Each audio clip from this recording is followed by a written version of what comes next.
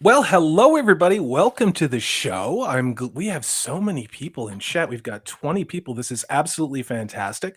Let me shout out some of my channel members out there. We have Daniel, hail to you. The Thad that shouldn't be, of course. Nico Glock, brother, fantastic to see you. I'm going to be seeing you in Dallas real soon. Silverlock and William 101, you guys are absolutely fantastic. Thanks for being here tonight. And if I missed anybody, I will circle back after I talk to these lovely people who lost a bet and have to be on the show tonight. Let me, of course, start with the one and only Purple Valkyrie. How are you doing? Thanks for being on the show. Good evening, doing well. Yes, the gang's all back together and I am so excited. We're going to have a It's great so show. good. It's so good. I missed everybody so much. I really did. Except Zaxx. But yeah, I mean, it's no, I did. So let's go ahead. Let's go to Nathan, Amanda Manethrin. How are you doing, good sir? It's great to see you. I am living the dream. Yeah. It's just a nice weather here for once. It stopped raining, so I don't Wow. feel like I'm burning up, and life is good. Good. Good. I am glad to hear that. And everybody's favorite Canadian representation, we have Zaxx, Kyle. How are you doing? I'm doing well. I'm Yeah. on top of Max, which is a nice place to be. He's Yeah. all softly clean shaven, and so I can't complain at all about where I am. Ooh. Not Yeah, gonna and lie, this a little wasn't bit jealous. yeah, and nobody think about favoritism. This is just where Restream dumped us out. The one, the only, the exceedingly handsome world traveler extraordinaire who taught us all what a soul snatcher is last night on his live stream. I'm going to bring you up here real quick. How are you doing, brother? For those people, well, first of all, how are you doing? Let's do that. You went on a trip. You had a little bit of, challenges in the beginning, but it turned out all right, it sounds like. A bit of a setback, but that's totally Yeah. fine. Because Yeah. overall, it was a fantastic experience, and but it is good to be back here. I was only able to catch like a few minutes of y'all's streams the past 2 weeks, but Mhm. like Purple said, the gang's all here. This is a Yeah. great panel. This is a great show. It feels good to be back talking about some of our favorite things and Yeah. not so favorite things, but hey, we'll get into it more. But yeah, thanks for having me back No. on, man. It's good to see everyone. It's great. I feel very blessed to be able to work with everyone on this panel, and it was great having Flaccid Phoenix. But you know how when you get that, it's like a comfortable shirt, like one of those oversized flannel shirts. It's just this is the crew that I love to work with. You guys are absolutely fantastic, and this is the chat that I love to hang out with. Look who we've got here. You guys are amazing. Let me shout out Jacob Ironside really quick. We also have the one and only other Corey, Cajun Corey Rourke is in the house. Hail, brother. Great to see you. Everyone's favorite long speller, Jaden Hamilton, is in the chat, says happy birthday to a troubled green. You guys are fantastic. Our very own Punk Waddle, the sheriff in the chat, respect his authority, says hello to all my wolf brothers and sisters, and hello, chat. Well, hello to you. And there is a troubled green. It is, of course, her birthday today. She will be on the show probably around 8 o'clock or so, when we go to the Lord of the Rings stuff. But thank you for being here, Alasia, and I hope your inbox was indeed flooded with Marines and Silkies for your birthday. I just want to say that. So we also have Absolutely. Anthony Peterson in the house. Hail to you. Unbearable, of course, here, 73. The one and only Dave Bob, who's also going to be in Dallas. We're going to be covering some of the schedule changes. There was late breaking changes, and not all of them I like. And we will get into that. And we, of course, has one of my biggest fans, one of my biggest supporters, Rosie Gamgee, is in the house. She likes to be positive in a critical manner. We'll just say that. We also have Oteo in the house.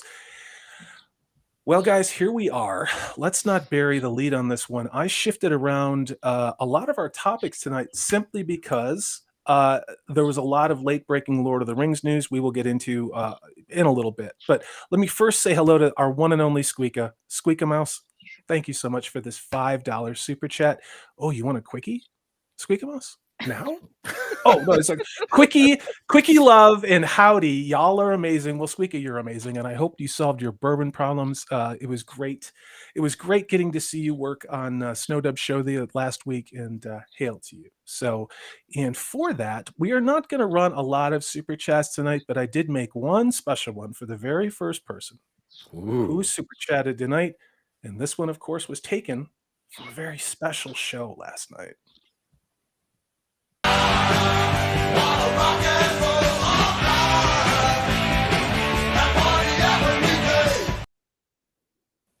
There you go. Did you miss that one, Max? I think you did. I think you looked away. Yeah. Sorry, right as it was playing, I got a call, but I'm watching it on this actual stream. Yeah. So I did miss it, but I'm rewatching it on YouTube. Yeah. And, it was priceless last night. It was wild. I think I had like 3 or 4 different costume changes, one of them being the wig, which right now I'm kind of missing. I'd love a wig right now. That would feel great. But this is more aerodynamic, you know. No, definitely. No, it shows off your handsome face, man. It's thank you. But thank you very much. No gay stuff. But thank you very much, Squeaky Mouse. No, all gay stuff, man. It's Pride Month. We can say whatever we want. It's all good. Oh yeah, no. So yeah, let's go ahead and get to the first thing we were going to cover tonight. And this is a breaking story, and it has to do with a yet another. I'm hearing some interesting background noise, you guys. So this has to do with the Prey. I'm still getting the ground noise. This has to do with the full trailer of the Prey TV show that is going to be on Hulu, and that was me echoing. You guys, did anybody watch this? We got that teaser trailer for Prey for the Predator thing. I think it was a week or 2 ago. In Purple, we talked about it. But did anybody watch this full trailer of this thing yet? Anybody in chat too? Like, it's kind of crazy. Yes, I did, and thankfully now that I've watched the trailer, I don't need to watch the film. So thank you, Hulu. Yeah. Anybody else get a chance to poke around in this thing? I'm avoiding it like it's the bubonic plague. Yeah. Unfortunately, I did. It's almost like it seems like it's comical to a point where if all 5 of us got together in a writer's room and we said, how can we make like the most stereotypical 2022 Predator movie? That's exactly what this trailer is. And it's to a point comical. Thankfully, the Predator series has been dead for a while, so this didn't really give me like too much, you know, but seeing it was more of just like, hey, checking the box. Well, the good news is there's plenty of room for improvement, and I don't think anybody could look at what this is and say, oh yeah, you can't do anything with the Predator now. You need to let it cool off. I honestly, when I saw this trailer, I was like, 2016 wants their Ghostbusters Predator movie back. You know what I mean? It's so there we are. We've got what appears to be a 13, 14-year-old girl. And she, of course, is fierce, independent, and strong because this is Netflix. I love the CW. So this is it's I will do a little bit of this, but so she is stunning and brave and can take on a Kodiak, a grizzly, all by herself. And this is a really long trailer, surprisingly. Yeah. I could have cut this by a minute and still got the general idea of the film across. Yeah. Well, this was. Oh, sorry. I was just going to say this was interesting because at first, when the bear starts attacking her, I go, whoa, wait, are we actually going to see a female character go through some struggle? You know, is she actually going to have to hunt and learn and try and decipher what it means to be a hunter or a warrior, kind of finding her way through that, and at the end becoming this hero? But no, too much work. It's too much work, Max. That's she gets saved by the exactly. It is.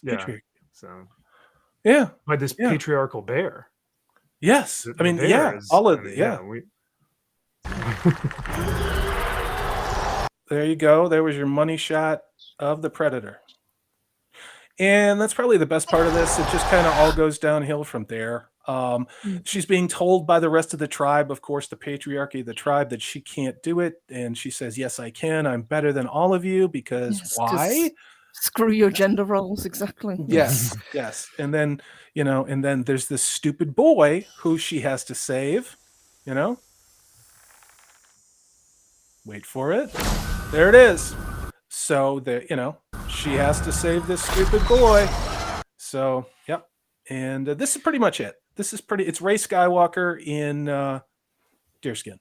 And there you go. That's your Prey trailer. Do you want story time, guys? And more than please. Let's hear it. Zaxx, Okay, you know here we go. Got to be better.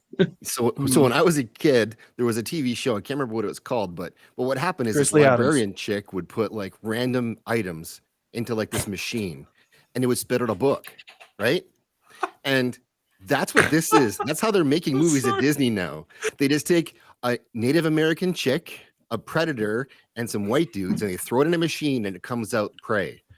Do you know what this is? This is Mad Libs. This is Mad Libs entertainment, where they just take pronouns and circumstances. You remember the Mad Libs where you'd get asked for nouns and verbs and adjectives? You guys know what I'm talking about? Yeah. That's all this is. But the answer to everything is strong, independent women who don't need no man. And the noun is best as, the adjective is best as ever. And, and the verb is defeat the patriarch. And that's the problem. It's a very boring story. We've seen this a million times, right? There is a very interesting kind of twist to this. Now, you would think because it's a female-led film and it's a diverse cast, it's obviously First Nation, but people are already tearing into it, saying that it is very disrespectful that they're all talking English and with American accents. And this film is actually going to be released in the Comanche language, with the original actors speaking Comanche as well. See, there are a few things that could have made this film like 100 times better to make me actually want to watch it. One, It could have been I great. would have It actually, could have been great. yeah, I would have actually wanted to see them speaking in a Native American language with subtitles, like Yes. like just stay with the culture. Hey, cool, and then no one's upset, right? You get some authentic Apache or whatever tribe they pull from, Native Americans, pull them in, great. The other thing I'd love to see is we do see colonizers in this film. We see the white know. men with their Who will be the muskets. ones the We predator didn't get fights to that against. part, but yeah, it looked like the French were Oh, there. box blankets. Yep. Yeah. Yep. But what could have been a very, very interesting plot development is what if this protagonist female, and maybe one of the males who survives an attack from Predator have to work together. Oh, so now we have a man, a colonizer man, and a female who don't speak the same language, don't have the same weaponry, and they have to work together to defeat the Predator. Then you have so much more of a deeper story that actually understands its audience and says, this is how we come together in times of trial. But instead it's, I'm better than you, you're colonizers, and I'm going to defeat this predator, which probably is a female predator. Well, of course. And won't actually fight her. Well, I think your first mistake was presuming the pronouns of the predator. I mean, maybe it's a transgender predator because aliens have all the time in the world. The other thing is that what I'm noticing about what you just said, Max, was what I thought too. And the first thing that went through my mind is that Dances with Wolves seems a more historically accurate and respectful depiction of Native American culture than what we just got from Disney on Hulu. Because if you listen to them talk, they couldn't be bothered to learn the indigenous language of whatever tribe they're part of. And the other part of it too is some of their inflections sounded, well, what's the right term? Rather urban. Like they sounded a little urban for a tribe in either the late 18th century or early 19th century. Now, is that an unfair criticism, you guys? I mean, do we really have any right to expect that if we're going to portray these cultures, that they are actually accurately depicted, especially those POCs out there? I mean, are we really seeing Disney doesn't care? Disney not caring, you say? Yeah. For shame. But no, I absolutely agree. And if they are going to release this with the actual language and with subtitles, Punk Waddle did ask, yes, there will be subtitles.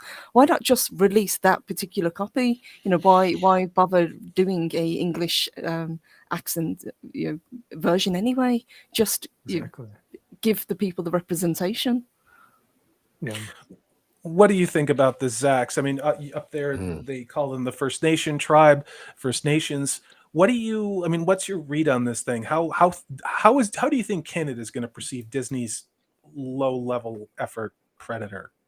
Well, female? I think first of all, what they've done is up here we've gone past First Nations through Aboriginal. Now we're on Indigenous. So first of all, Corey, I accept your apology later for that mistake. Secondly, I think there's one man, and I know the chat agrees with me on this one. There's one man who could pull this movie off, and that man is Mel Gibson. And if he was involved in this movie, it would be perfect. But unfortunately, so historically accurate. For whatever reason, he's not. Wow. And I won't say why, because this is your channel. But yeah, he could have saved this. Maybe he still can. Nathan, what's your take on this? Have your daughters seen this movie? Are they just chomping at the bit to go out and buy alien like action figures or Prey action figures because they can see themselves on the screen, which is the only way they could possibly relate to a story? You know, even they're not Indigenous peoples, you know, because they're a 14-year-old girl. You know, like how excited are they for this? Once again, not another word from him on this. It's not surprising at all. They've, you know, going with what Zach or what Max was saying earlier. I mean, they could do that, but we've already got Pocahontas movies from Disney, so they can't repeat that. Although it's just a rated R version with blood, I guess. But you know, it's just watch, rinse, repeat, and like you said, Mad Libs of television. Matt Jones nails. He said, if it was tonally more like Apocalypto, it might have been okay, but it's not, and will no doubt be awful. Agreed. Make it gritty. If you're going to put a woman in this situation, then have her be in the reality of what it was like to be in tribal society, actually out, you know, in wherever this is, the plains, I'm guessing. It was a lot gritty. You know, there were a lot of ways that you could die and a lot of terrible things that could happen to you. Show her actually have to be buff as opposed to, well, you know, she just looks like a typical 14-year-old girl. You know, that girl would have had to have done a lot of things to survive in order to be respected by the tribe at all. But there I go. I'm reinforcing the patriarchy. Earning respect. So, that's merit. That's merit. That's the meritocracy. So let's go. Oh, here we go. We have a $5 super chat. Thanks for keeping me honest, Daniel. Says, instead of Alien versus Predator, we are going to get Native history versus modern feminism. Whose belief system will win? We have to define what it means to win. Winning would mean that you would actually get organic views, that it would spread like a wildfire, that people would be talking about this, that you could get a line of action figures out of this. Maybe this character would be so well developed that we can't wait to see the second part of whatever this is. Panel, I'm going to start with you, Max. What do you think the odds of that are?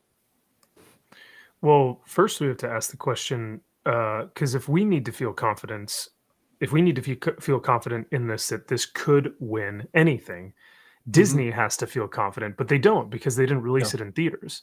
They didn't even have the confidence to release it in theaters. They just put it on Hulu because they were like, this is a disaster. We don't need to put this in theaters. So unfortunately, I think we all lose that this is coming out. So in you know, if it's I forget what the comment said earlier. I think it was modern feminism versus native history. Is that right? Yes. Let me pull it back up. Yeah, and of course, and thank you again. This comes from Daniel. Instead of Alien versus Predator, we're going to get native history versus modern feminism. Yeah, unfortunately, it's a lose-lose. You know, if anything, I would have loved to see native history. I agree. But this film is woven with the modern feminism. I mean, I think even the first line in the trailer is her saying, what does she say? Because they immediately tell her, you can't hunt with us, in like a totally Californian accent. Like, you can't hunt with us. That's exactly what it was. Valley Girls. That's Valley exactly Girls. what it was. That's exactly what it was. With us, bro. Bro, you can't even imagine trying to hunt with us, bro. Dude. And she's like, she says something to the effect, I can hunt like, whatever. I can gnarly. hunt whatever I want. I'm better than you. And it's like, oh my god. Okay. Yeah. But Yeah. you know what, guys? We're never going to see legit native culture in a film because here's a secret: they weren't nice to each other. No, they weren't. No, They were that also is an fighting for land understatement. against each other. Yeah. Yeah. We And won't they see committed slavery quite often What? as well. Yeah. You know, actually, the savagery that would be most accurate would be Bone Tomahawk. If you guys know the yeah. scene in Bone Tomahawk, Great film. holy Yeah. Yeah. Yeah, love that. So for those in chat who are coming in a little bit late, we're looking at the Prey official full trailer. Now, this is of course Disney's 14-year-old girl who doesn't look like she's ever worked out in her life, being capable of being the bestest ever and defending her tribe because the men are stupid and can't protect them from the predator. Why do you want to hunt? Because you all think that I can't. So there you go. She Wait a ain't minute. standing up. Yeah, go ahead. Sorry, isn't that Riri Williams? Isn't that how she got to be Tony Stark? Because her teacher said you can't.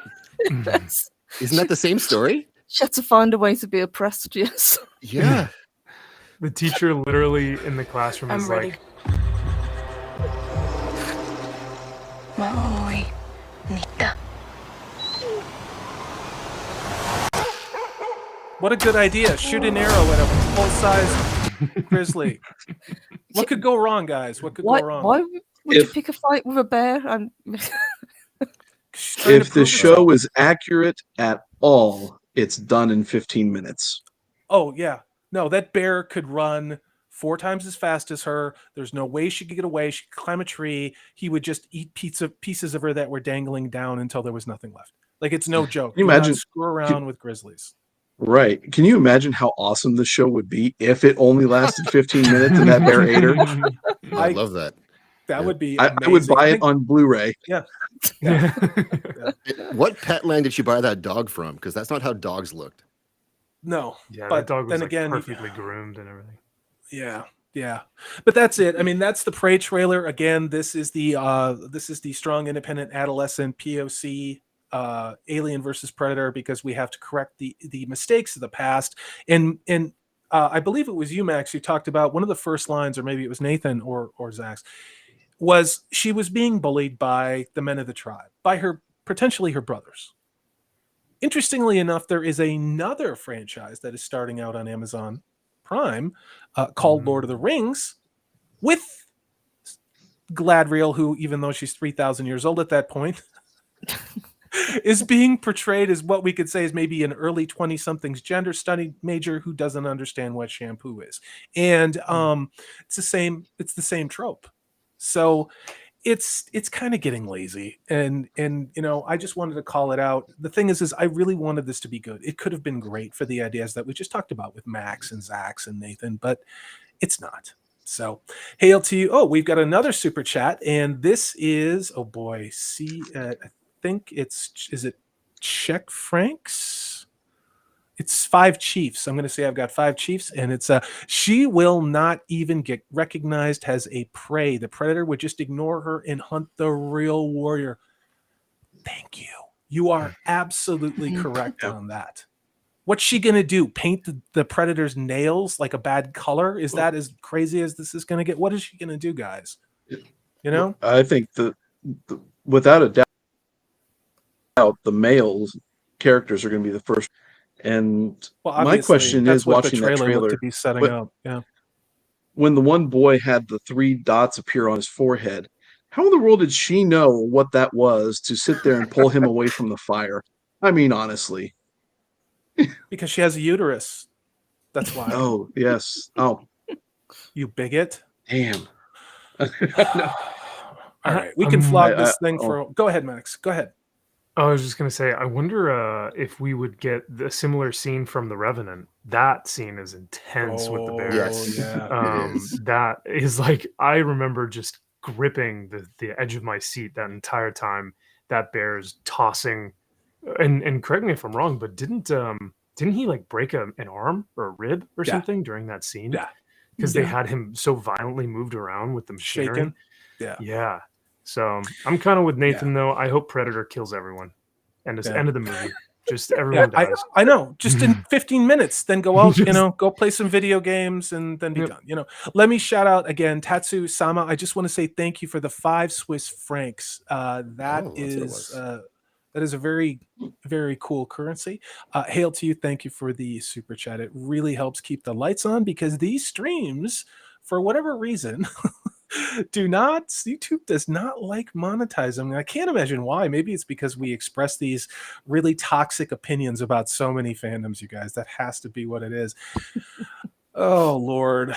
Speaking of toxic fandom, this is something that is near and dear to our one and only Purple Valkyrie's heart. I am, of course, talking about The Sandman, which was a graphic novel by Neil Gaiman and has now been turned into a woke hellish abomination by Netflix, which will debut on August 5th. Purple Valkyrie, you had some additional news on this, but we did get a fuller trailer for this. Yes, we did, absolutely. So we finally got an actual trailer so we can see most of the cast and the characters in quotations that they're going to be portraying.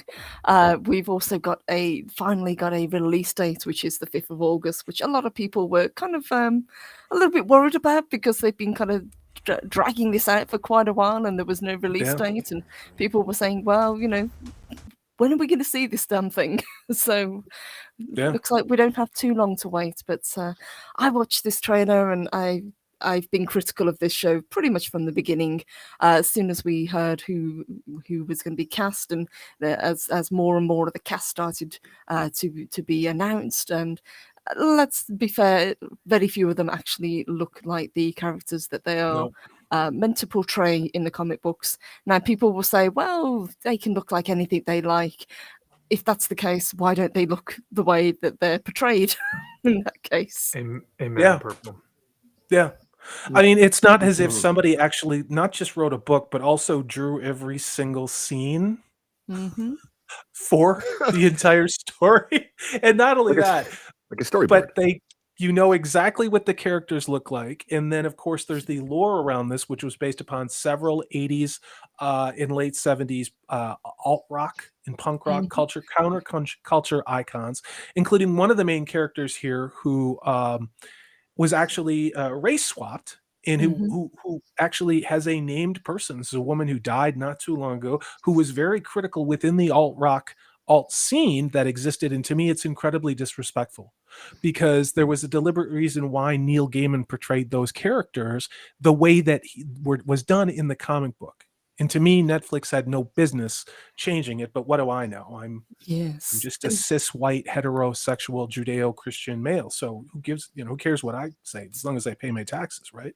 So to be honest, a lot of this does fall on Neil himself as well because he is heavily involved in this. If it was a case of where they'd taken his IP and they just kind of run with it, I could kind of see where they were going.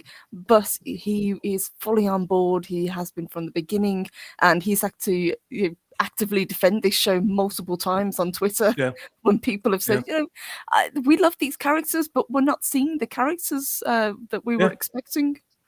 Yeah. Max, what's your take on this? Were you a fan of the graphic novel? Is this a little too dated or too niche for you? I mean, what's your impression on this? I'll be completely honest and say that Sandman was never something that I heavily dove into. My realm was much more like fantastical 90s, muscles and boobs. So this was much more. I respect that. Yeah, and so this was much more. I mean, this was the material like this was almost and like Purple. Maybe you could agree with me here, but this is almost like a Watchmen. You know what I mean? Like it's very, deep. Stylized. There's a lot of it's very stylized. When you read Sandman, there's so many little subtle things in the writing that it's the reason why it's gotten so much praise. But I can't agree more with what Purple said earlier in the fact that if these characters are drawn to be a specific way, which is what comic books are, it's a visual medium. To take that away from the then adaptation of that onto the screen, why make the comic book in the first place? Why make the adaptation if there was a clear-cut vision for how these characters needed to be? But as we're seeing, even Neil Gaiman is kind of going back on that at this point. Yeah. Zaxx, what about you? Did you ever get into the Sandman at all? Or was that just a different thing than you were into? Oh, muted. I never did. I've had it recommended to me a ton of times, and I've looked at it a lot, but I've never got to the point where I've read it. Yeah. I like Neil Gaiman in general. I like his books. Mhm. This one, for whatever reason, even though I've heard it so good, I've never got into it. Yeah. Let me get to this super chat real quick. Hail to you, Daniel. Thank you very much. This is for $5. It says, who else would, you guys, come on. Who else would love to see Purple cosplay as Death from Sandman after her birthday Valkyrie makeup? Me, I would like to. What do you Oh, think could about do that, that. Purple? I'll second that. Yeah. Yeah. I'm in. Yeah, Yeah. I could do that. I've got a black wig. Yes, That sure. would be cool. Live Daniel, stream's you gonna be got- awesome next week. Yeah. Yeah, that's a verbal contract. Actually, yeah, next week we'll see. We'll get into that because there will be some people traveling to the United Mhm. States around that time. Mhm. And yeah. But thank you for that, Daniel. That's a really good idea. And don't think I'm going to let Purple forget about that because this is a really good idea, guys. Hail to you, Daniel. Tell you what we'll do when it drops. We will do a review of it, and I will Yes. dress up as Death to do the review. How about that? That would be There we go. fantastic. Good idea. Thank you, Daniel. And thank you to everybody in Thank chat. you, Daniel. It's a great idea. And But yeah, go ahead. she'll effectively kill two birds with one stone, showing how Death should have looked, and we Mhm. get to get a great cosplay. So Yeah, it's a win-win across the board. Good idea, Daniel. But go ahead, Purple.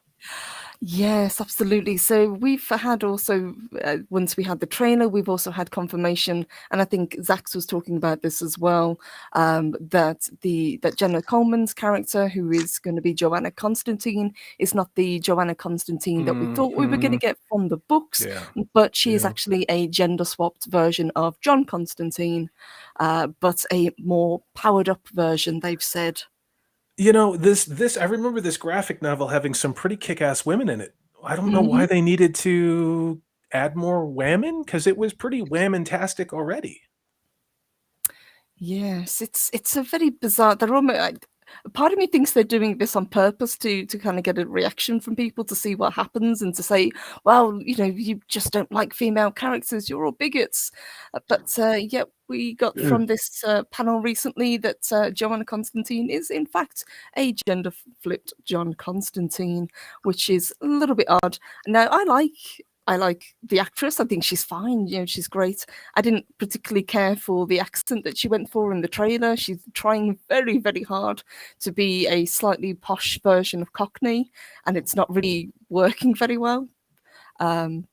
But it says Gaiman described Coleman's Joanna Constantine as a powered up with a more expensive white trench coat rather than the filthy faded raincoat that has been John Constantine's signature look. She's also a bit posh with a higher class of clientele for her magical services, including the Queen and the royal family, but still the same heartbroken, wounded, bitter magician with a conscience we all know from the comics. So why do we not have Matt Ryan in that role? Because people love Matt Ryan as John Constantine. Go ahead, Max. I think someone had said it earlier, maybe Unbearable 73, but John Constantine, he had some comics come out back in maybe I want to say early 2000s or not late 90s or something that really defined his character. And the Cockney accent is kind of what adds to the character. The cigarette smoking, ruggedly good looking kind of, like doesn't give a crap mentality. That's why people love him so much. I think he's a fantastic character within that whole, Justice League Dark, which is that otherworldly type of Justice League that they have with like Deadman and Zatanna and stuff. It's a shame to get rid of him again, or get rid of him. Like they have so many other characters, but I mean, hopefully she does a good job here. But it just sounds like they're just trying to make her better. You know? It really does. Yes. Yeah. Yeah. And they've even taken directly from John's Constantine story arc, as it says here. So this version didn't know that Morpheus was more than a myth and a fairy tale. That already means that Joanna Constantine is this story's version of John Constantine, not an immortal Joanna Constantine who's been around for over 200 years. Well, it's not like a show or an adaptation would forget like a big chunk of canon from, say, some prequels, and just make stuff up. Nothing like that ever happens, like especially in the Star Wars universe. Let me say hello to Doviende Setovius again. Hail to you. Welcome to the chat, brother. Great to see you. But yeah, the big thing about this is that this was one of those shows, I believe, that was started before all of the lockdown stupidity that we all had to go through. And so it kind of sat in a weird post-production hell. And then the big claim to fame on this was the fact that they released a press release that had all of the characters' pronouns. And some of them had they, them on them. And, of course, a lot of people got a lot of mileage out of that, as rightfully so, because, again, this is a graphic novel, goes back a couple of decades now.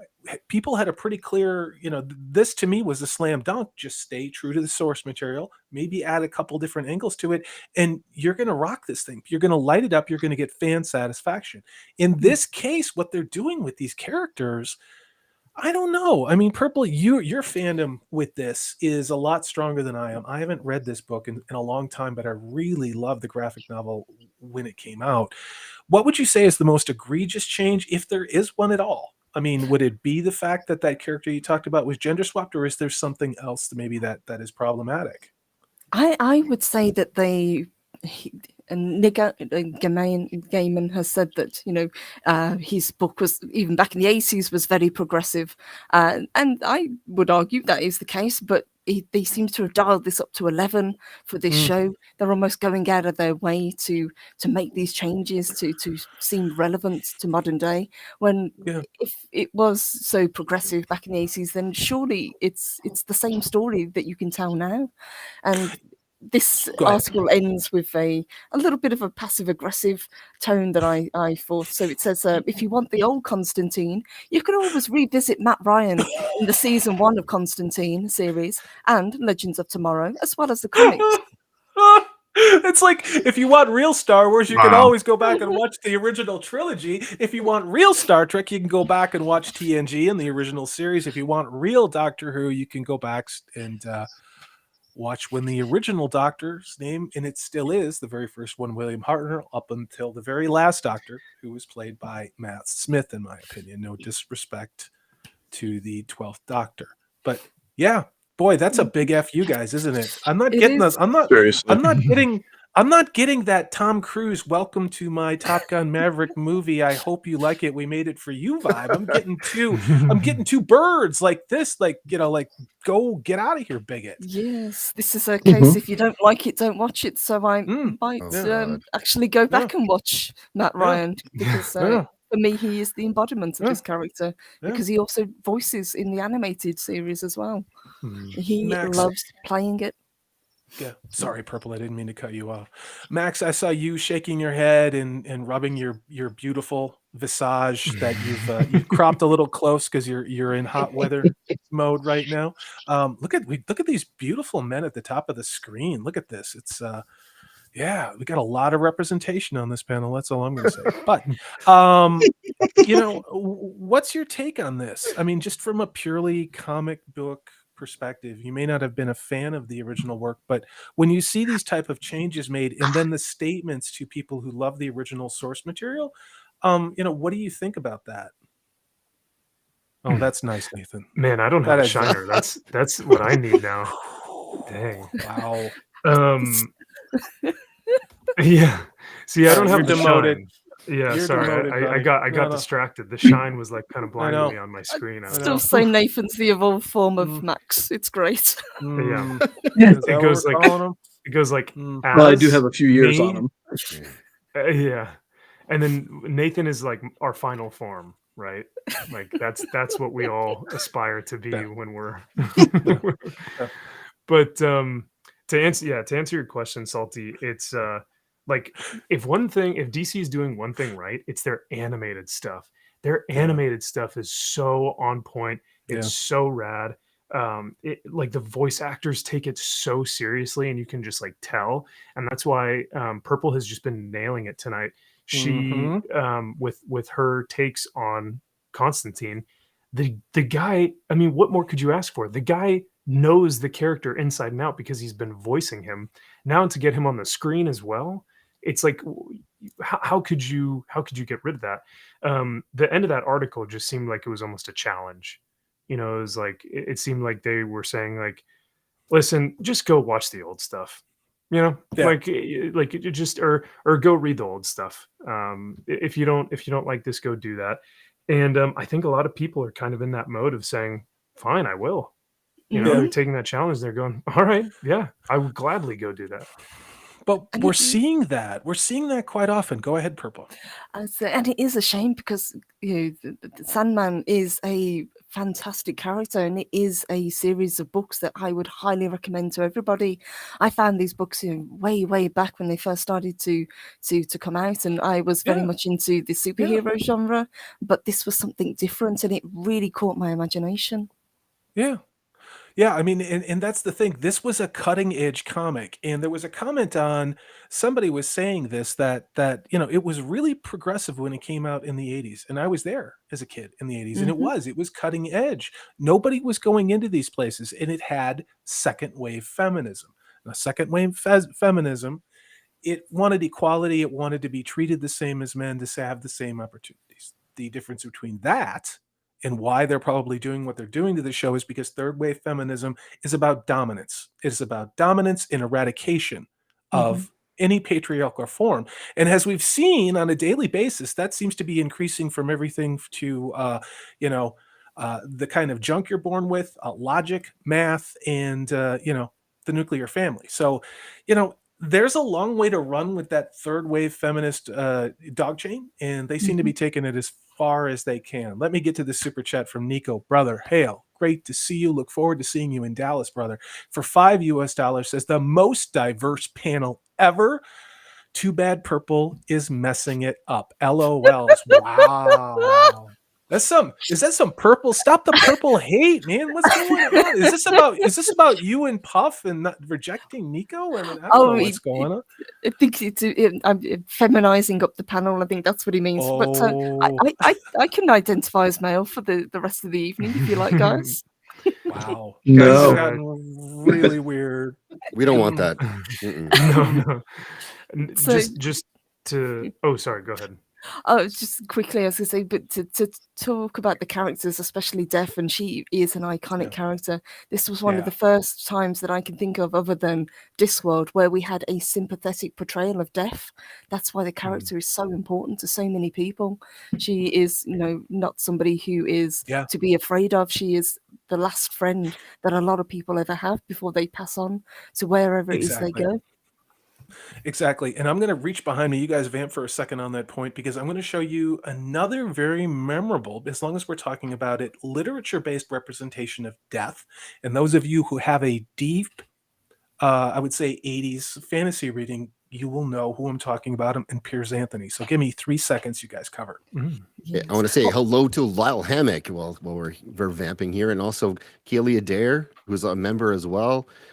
Brandon, the anime guy, and then I'll shut up and let Purple talk. Oh, I was just going to say what was Max going to say, because I cut him off. My apologies. Oh, well, I was just going to make a joke because Nico was saying that you're kind of ruining the vibe, Purple. But let me say that, I do not associate with Nico Glock. And so I stand with Purple Valkyrie, # justice for Purple. So no. Wow. Yeah, no. Right. No, Wow. it's simp. You're a simp, dude. Wow. I mean, she's gonna be in Dallas. I need to get my my points in now, so that when I meet her in person, and she realizes that I'm kind of a jerk.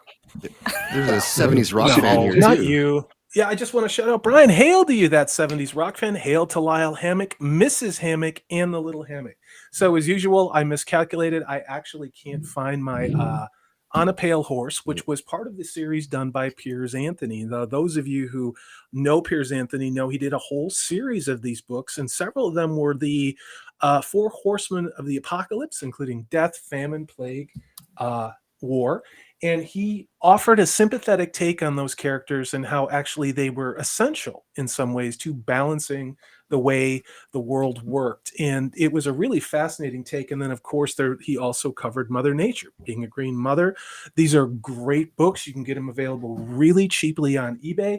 If you're tired of the woke entertainment, if you just want a really good escape, I cannot recommend these enough. And, of course, the book on death, which I think is my favorite, is called On a Pale Horse. So thanks for letting me do my little deep nerd library thing, you guys. You were gone so long, I thought maybe your reach behind turned into a reach around.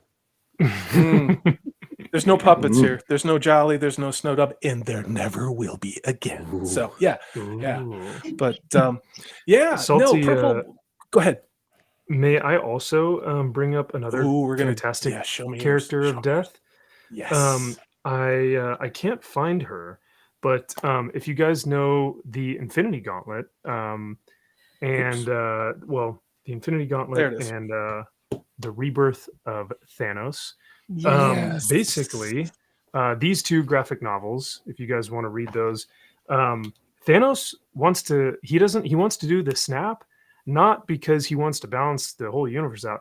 It's because he wants to get in Death's pants. If you guys read the comics, he literally wants to destroy. Oh yeah, I love it. You guys can read it. It's fantastic. Thanos is the biggest simp for death, and she will not. She won't. Awesome. She says, "You can't be with me, Thanos, unless you give me more people, more deaths." Wow. And so he goes, "I will collect the Infinity Stones in order to do that for you, my queen. This is her throne. This is her, her fortress, and where all the Avengers gather to try and take down Thanos." All because he wants to get with death. So that's another great Lady Death character. Wow. Absolutely. So good. I wish that's the way they would have went with an alternate timeline for Marvel Phase 4. Can't imagine why they didn't. No. Yeah. No. Oh, Nico Glock with another super chat. Hail to you, brother. Thank you very much for $5 says hashtag justice for purple. Pop up. Hashtag Zaxx is overrated. Well, I keep trying to tell him that, Nico, but he just won't listen. But I couldn't agree more. But Zaxx, how you have been lighting it up in the past couple of weeks. What are you at as far as subscribers? You are real close to monetization, brother. 880 something right now. Yeah. 87. Nice. Yeah. Fantastic. That's outstanding. That is Getting hard there. work. And yeah, congratulations for that. Thank you very much for that, Nico. So, Purple, what's your, I guess in closing, what is your feeling on this? Are you going to be cautiously optimistic? Have you written this off? Where are we at with this thing, you guys? Seriously. As ever, I would like to be proven otherwise, and I will watch it and probably review it. But my feelings haven't changed from pretty much when it was first announced and we saw the cast. And as time has gone on, and they've been, I would say, more and more antagonistic towards people who have kind of said, this isn't quite what we envisioned. I don't have high hopes for it, unfortunately. Yeah, there seems to have been a lot of it this week, you guys. It seems very acute, especially with Kenobi, something I will not cover on this channel for a lot of reasons, but people have very strong opinions about. And but it's fascinating. And the reason why I brought up Kenobi is I think we are all very aware of the pattern now. When something sucks, like a lot, let's say like Kenobi, right? And in my opinion, Star Wars in general, yeah. Thank you. And they're going to start, and unfortunately, I also think the new Jurassic Park World, whatever it is, movie they're starting with the intersectional feminism and the ideology first, before you ever learn anything about why you should care about this story. And we saw it with Kenobi, we saw it with The Lord of the Rings, we've seen it with Jurassic Park, we saw it with a lot of Marvel Phase 4. And of course, the other warning sign is if it has a 98% plus on Rotten Tomatoes for a critic score out of the gate. And am I being unfair, you guys? I mean, is that just me blowing smoke, or what do you think about that? Let's go to Max first. Just as far as Kenobi goes, and Well, just in general, just kind of the pattern of this, when something that they know isn't going to do very well, they throw up the shields of ideology, feminism, representation, diversity, and then Rotten Tomatoes tells you you're a bigot because all the critics gave it a 95%. You know, is that kind of predictable now? oh yeah, absolutely. And it's one of the things that's so sad right now is that fans, fans can't have any type of real reaction to anything anymore, because if they do, they're going to be turned into these evil phobes and ists without having any type of real reactions to these things. And so I think a lot of people, especially on YouTube, are kind of going, oh, I'm enjoying it. I'd like to see the whole series through. Maybe wait until season 3, and then maybe I can decipher. And I'm like, dude, you are playing it so safe. Like, have an opinion. Be open about this stuff. If you don't like it, you should feel free to do so. But people are so scared, and so these fans are, seen as toxic, and it's actually, that's what's toxic. Is it's this weird dynamic of the people calling other people toxic are the toxic ones, if that makes sense. I don't know. It's weird. Yeah. What's your Hail take on that, to Purple? MV Penis in the chat. Oh God. Great to see everything. Yeah. He's gonna wave it around in chat for everybody. Sounds That's like he's awesome. got a sounds like he's got a Where is gift it? for Alasia.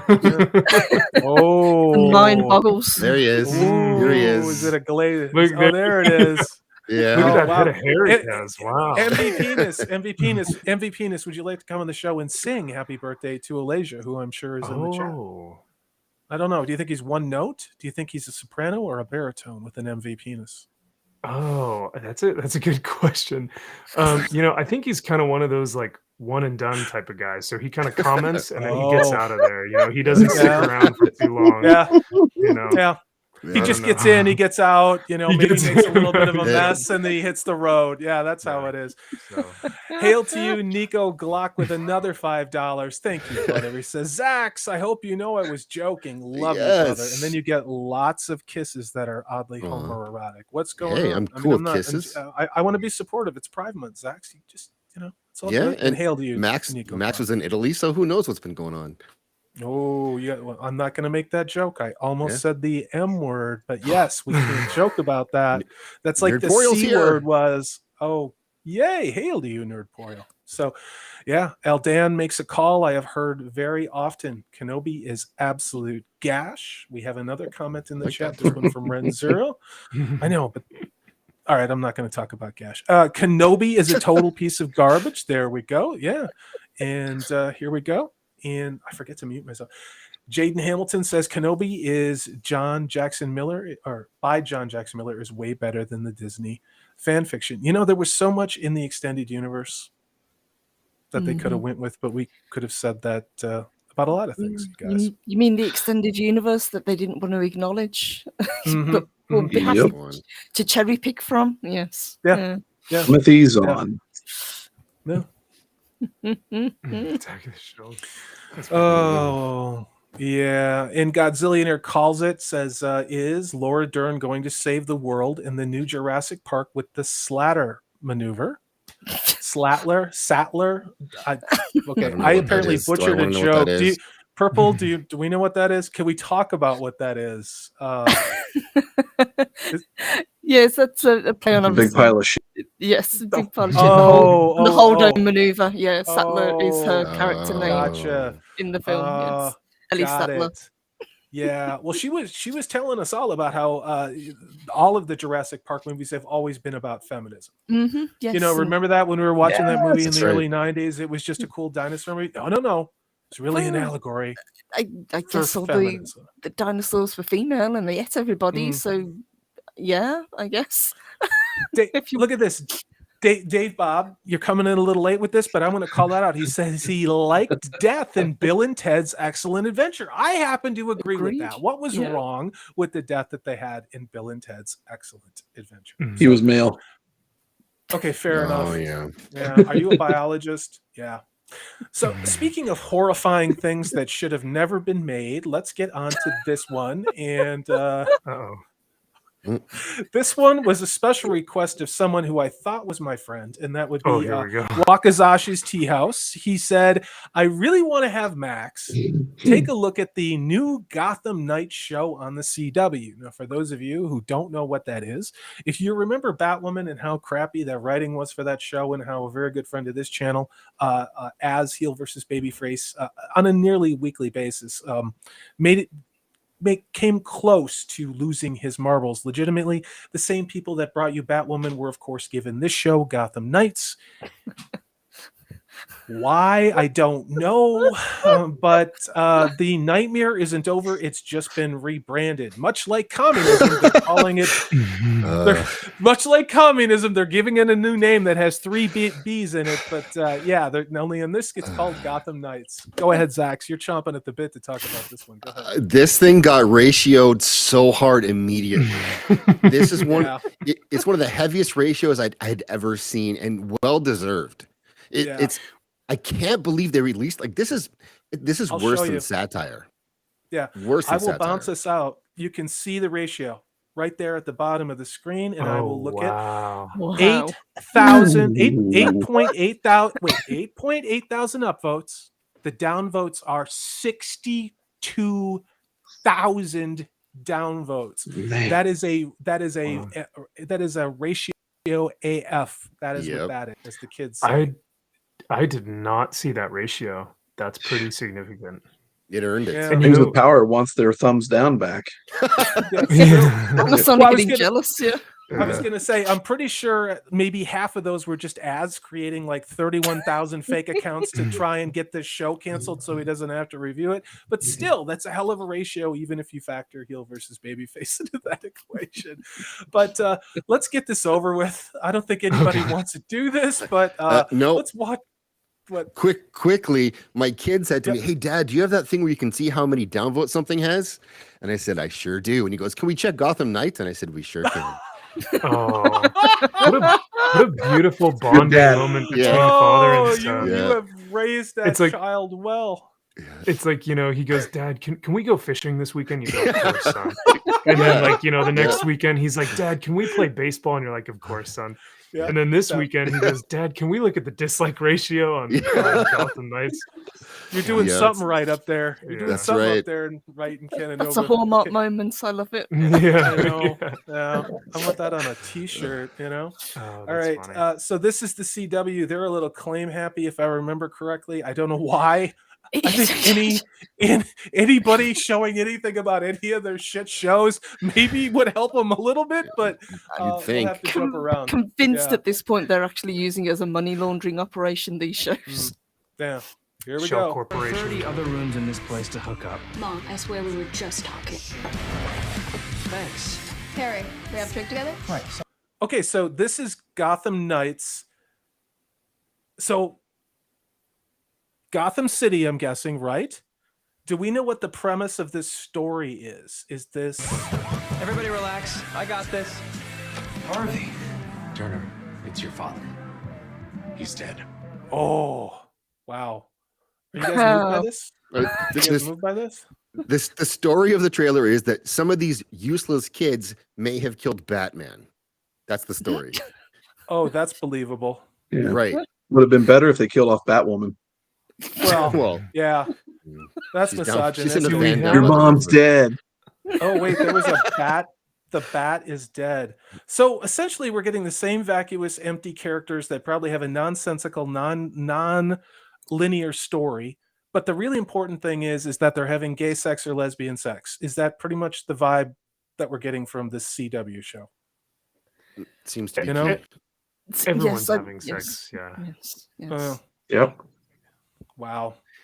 Do we have the photo or the freeze frame of the bat mask of the cowl? Do we have that it in somewhere? this? It's later. No. Is it? Oh, It's is it? coming up It here. might be in the Batcave. I've only seen portions of this, and that was one thing I saw. Mhm. And Wow. I was dead. I was on the floor. It's Can I remarkably bad. can I ask a legitimate question? Looking at these 4 children, how could any of them kill Batman, or all 4 of them together do anything? Then I don't not even put a dent in the Batmobile's fender. Like, is that really what they're doing with this? Is It's not these possible. tossers killed Batman? Really? And one of them is Batman's kid. I don't know which one, but it's his kid. And so the idea that he somehow killed his own father too, like, okay, great. And so now they're all a Wow. team together to find the real killers. It's unreal how bad this is. Yeah. I think it's the blonde one. The that one. Yeah, the coiffed Bruce up Wayne blonde. looking one. Yeah. They're all about 100, Wow. 135 pounds, all Yeah. of them. The privileged Wow. looking kid. Yes, exactly. Oh yeah. Look at it's a The- new generation. Wow, just what we needed. I think They're the here last and they're line. Oh god. queer. Yeah. I think the last line in this is like supposed to be humor, and she's like running to the car and she's like, "I call shotgun." And I'm like, "What is that line? What is that supposed to be Oh funny?" god. Like that's not even Tell me, you brought the Batmobile, right? No, my mom's car. Gonna be a tight squeeze. I call shotgun! Wow. like Can you that's what imagine? they end the trailer with. It's like, Who's that okay. girl with the goggles and the bat stuff? Is that supposed to be Batgirl or is that Robin? No, that's actually so. If you guys remember The Dark Knight, Wow. from Frank Miller, Batman Yes. teams up with a young ginger female Yes. who's on the Yes, yes, outskirts. yes, Oh. yes. She has the yes. goggles and everything. Mhm, Wow. mhm. Yes. I'll see if I can. Absolutely. Carrie, yes. Yeah. So they yeah. so ginger side again, more ginger Right. side, right? Another ginger side. Absolutely. Yep. Another one gone. R.I.P. So I mean, she. Yeah.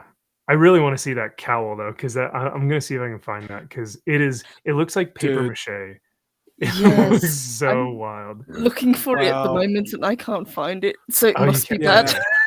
Yeah, they removed it. They were like, "Yeah, we can't do this." I can't do this. Yeah, Oh. my 11-year-old, when she was going through preschool, put something together that was more believable. Oh yeah. Hmm. Yeah, I believe that. Here's the thing though. I mean, what I'm guessing is the show was in production before the acquisition by Warner, of Time Warner and Zaslav rolling in there. Is that a fair assessment? This was not greenlighted under the New Guys Watch at Warner Brothers, Not a right? I chance. mean, Not a yeah. chance. So, I mean, essentially, this is a burner. They just, they already, it's a Mhm. sunk cost. They're going to put this trash out. We'll never get another season. Is that probably the likely outcome of this? God, I hope so. we can but hope. It's the only outcome. I don't like nothing else can happen from that, I think. Yeah. Yeah, we'll see. I mean, I genuinely do not. I don't know. It's CW, but then again, it's also CW on Amazon. In some cases, it's CW. Well, more often than not, it's CW on Disney Plus too. So Carrie Kelly. yeah, thank you, Carrie Kelly. Thank you, Lyle Hammock. It's great to see you, by the way. But yeah.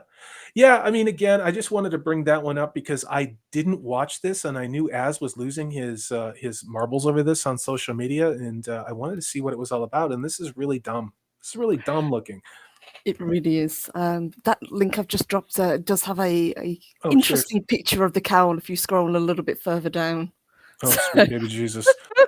I have to do stuff. Hold on. Sorry, I should have shared. You have to scroll because I can't, because I can only show the image. So oh wait, I took Max's. Did I take the wrong link, you guys? Let me No. share screen. That would be Wait, easier. hey, Okay. wait a minute. Go ahead. Is this all part of a plan to have Batwoman come back and have us beg for Oh, that? Jesus, no. Mm. Let's not do that. No. So, all right. I'm sorry, Steve, you had to see that ginger side.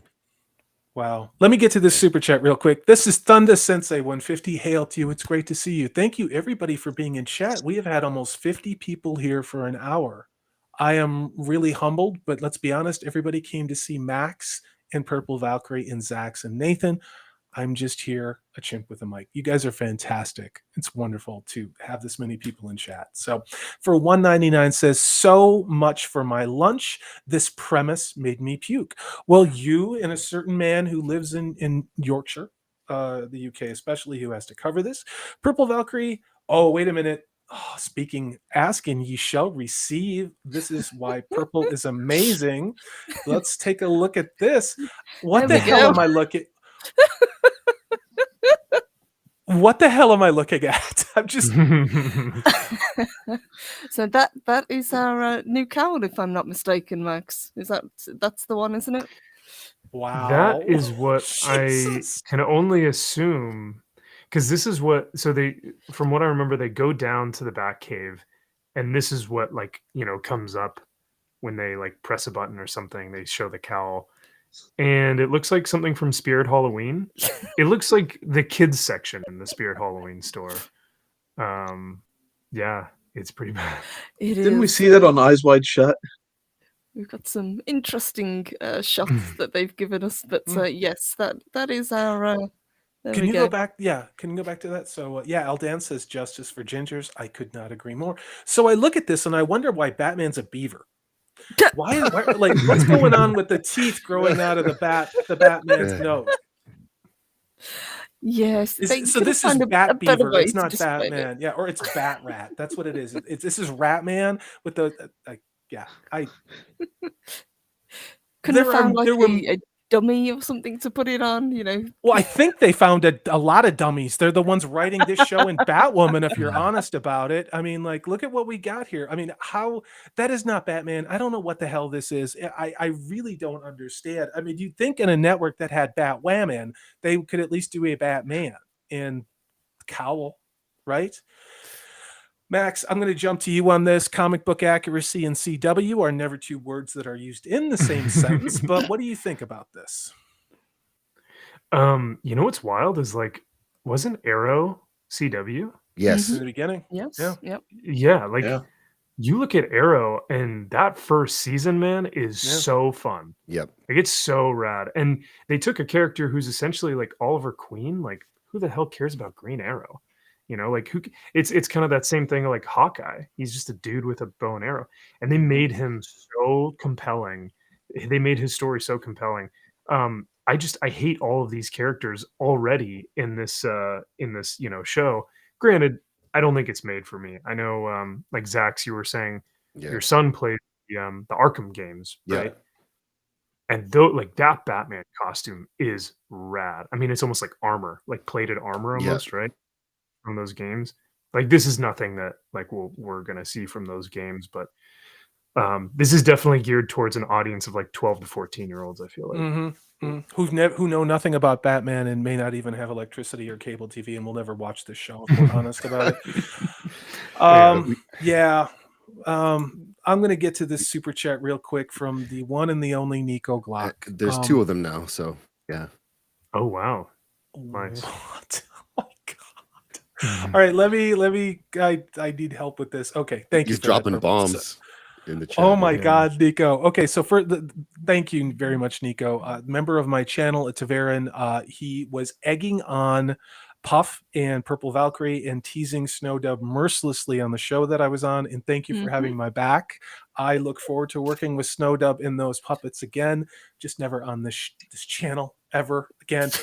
But this is for $51. You're crazy, Nico. He says this is for the great show in the awesome panel. Nico, hail to you, brother. And Purple, you go ahead and say some words. I know you and Puff are probably going to elope because he's going to be in Dallas. Did you have any words for Nico Glock? So I cannot wait to meet Nico. Nico is an incredible guy, huge supporter of so many channels, and he's just a joy to get to chat to him in the chat. And I cannot wait to meet him in person.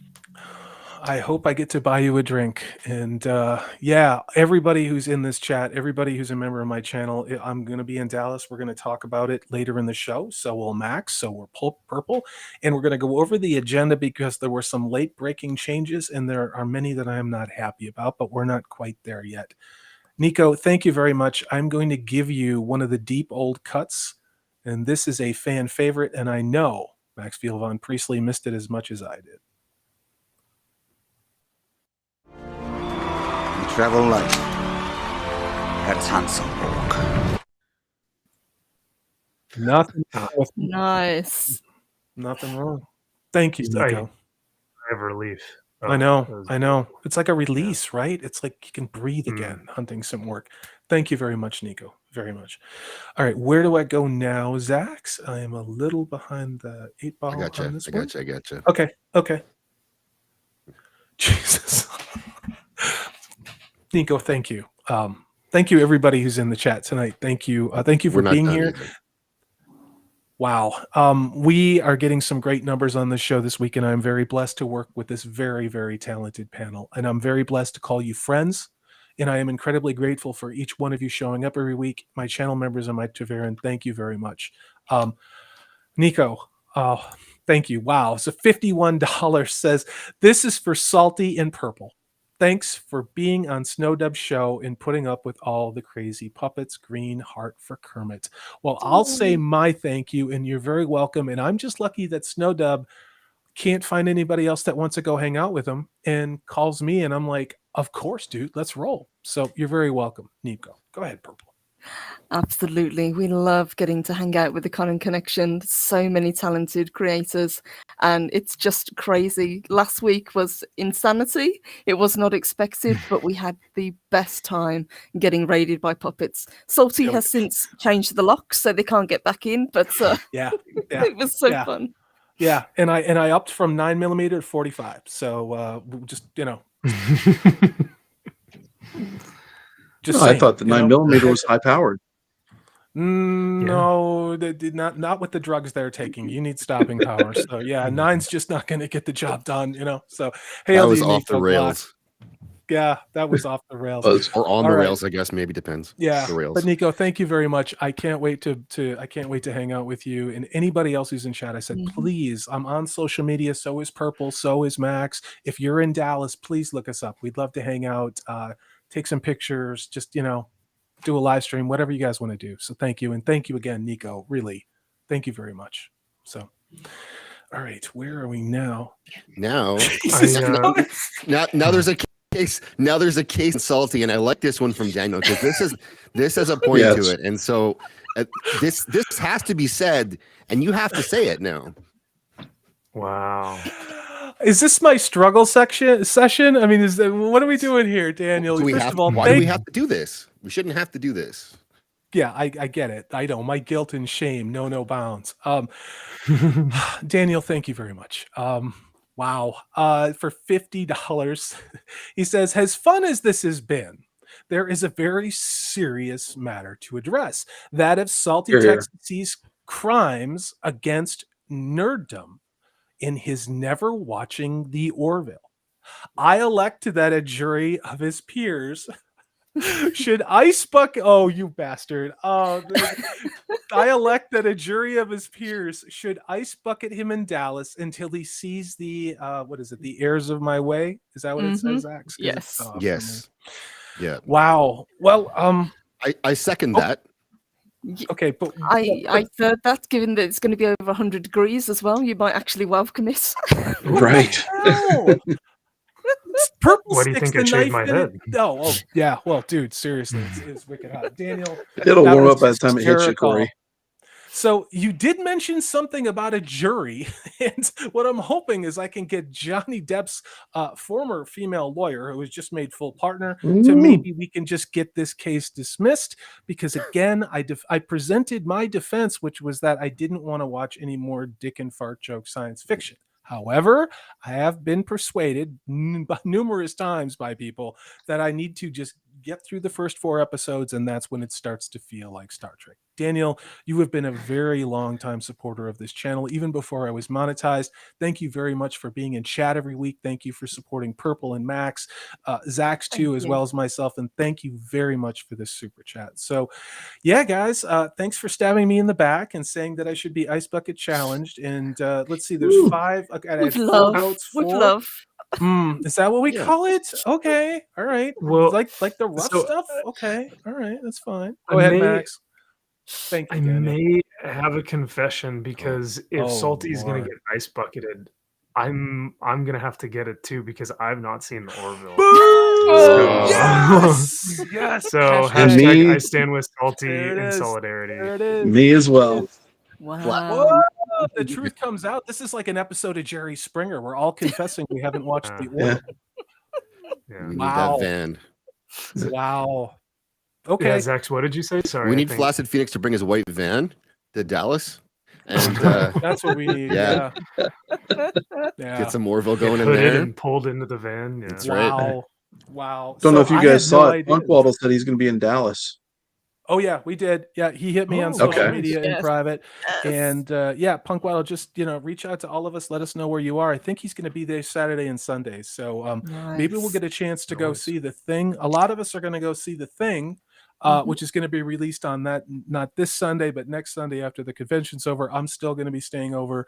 I think Purple is too, and we're going to go see The Thing in the movie theater. And it's like, how cool! I've always wanted to go to the movie theater with like people on YouTube, whether it's in the chats or another YouTuber. And I'm really looking forward to seeing it with my fellow nerds that I get to work with on the show. So, and anybody in chat who's there, we'd love to take you to. So, oh my God, Kaylee, you're incredible. Kaylee has been around a long time. One of my channel members, one of my Taverans. She gives me a beautiful Shiba Inu dog squeezing a big red heart. No one has ever given me a Shiba Inu dog squeezing anything, let alone a big red heart. Kaylee, you are absolutely fantastic. I did reach out to you about Kaylee's interested in starting her own YouTube channel, and I have mentioned it awesome. before. Sweet. I, Purple Valkyrie, everyone in this panel would be more than happy to work with you and to help yeah. you in any way that you need. I mean, like, I'm speaking for you, but I already knew the answer to that question. So if you're a channel member or you are just in chat and thinking about starting up a YouTube channel, you can reach out to any of us on this panel. And there are many people who have contacted me and other people that are here. So anything that we can do to help. We don't necessarily have all the answers, but maybe we can help you avoid the big mistakes. So Kaylee, thank you. Thank you for the Shiba Inu. And You're pretty awesome. I'm doing it, so it can't be that hard. That's true. Wow, you guys are crazy. Thunder Sensei 150 for $9.99 says, number one, cowl looks like kink cosplay. I'm going to stop right there. Does the cowl look like kink cosplay? Let's go to our resident kink cosplay expert, Purple? Zaxx. Me? I was gonna yes. I Sure. saw pictures you sent me accidentally, but yeah. I mean, I see all those kink masks behind. That's what you. I'm. I mean, he's That's what I'm probably- saying. yeah. I didn't want to out him. I mean, That's a like good there's a point. lot of crazy stuff going on. The ones off Then I'm screen gonna are say even then better. yes, that's definitely kink cosplay. And you guys are gonna meet up in Dallas. I won't get to be there, which is too bad, but I understand you and Purple have talked about some cosplay. So I'd like to hear what Purple plans to dress up as for Dallas. That's how I shift it. Like that? That Perfect. was smooth. Well done, Zaxx. Nice segue. I was good. considered trying to bring cosplay, but trying to get something quite delicate across the Atlantic might be a little bit difficult. But I will see what we can do. There might be something that I can bring, but it won't be as ornate as some of the other ones that I've got. What do you think about that? Let's go to Max on this one. I didn't go to you first because, let's be honest, you're clean-cut all-American boy. And what do you know about kink and cosplay over there? So, I mean, do you think that... Hold on. He has multiple helmets. Oh, right? Wait a minute. The BDSM stuff that he said was for his channel members. I forgot about that. That was last night, you guys. Wow. I bet he gives great helmet. Oh, boy. Yeah. By the way, I saw I was rewatching the other night, and I think Zaxx said, "Are we gonna have a helmet polishing stream later?" And I was like, "Absolutely, hell yeah!" That's members only. You've got to pay for that. That's exactly. Give them what they That's want. the OnlyFans member. Yeah. But speaking of which, I guess I was like, I don't know how to do as nice of a turnover as Zaxx did earlier. But before we talk about more helmet polishing, Purple, do you have to dip out? Yes. I do, unfortunately, guys. I am going to have to dip out and get some sleep, but I am going to tag team in the beautiful birthday girl, Elijah. So Mhm. I can't wait to see what she has to say, especially about Lord Yeah. of the Rings. But Yeah. before I do, I wanted to say thank you. Thank you to everybody on the panel. Thank you to everybody who has been in chat today. You guys are incredible, as always.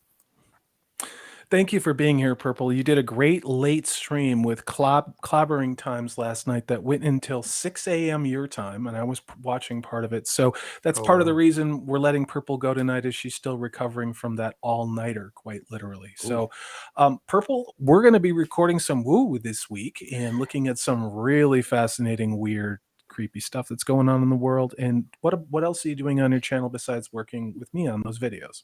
Yes, indeed. Looking forward to doing more woo. We always love getting to cover that. It's like a palate cleanser. We love getting to talk about pop culture, but it's great to kind of shift gears and talk about something completely different.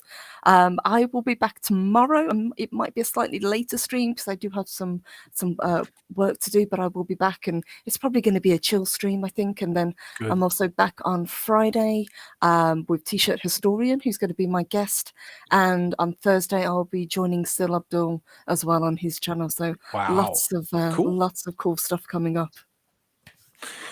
Have a good night, Purple Valkyrie. Thank you so much for being here.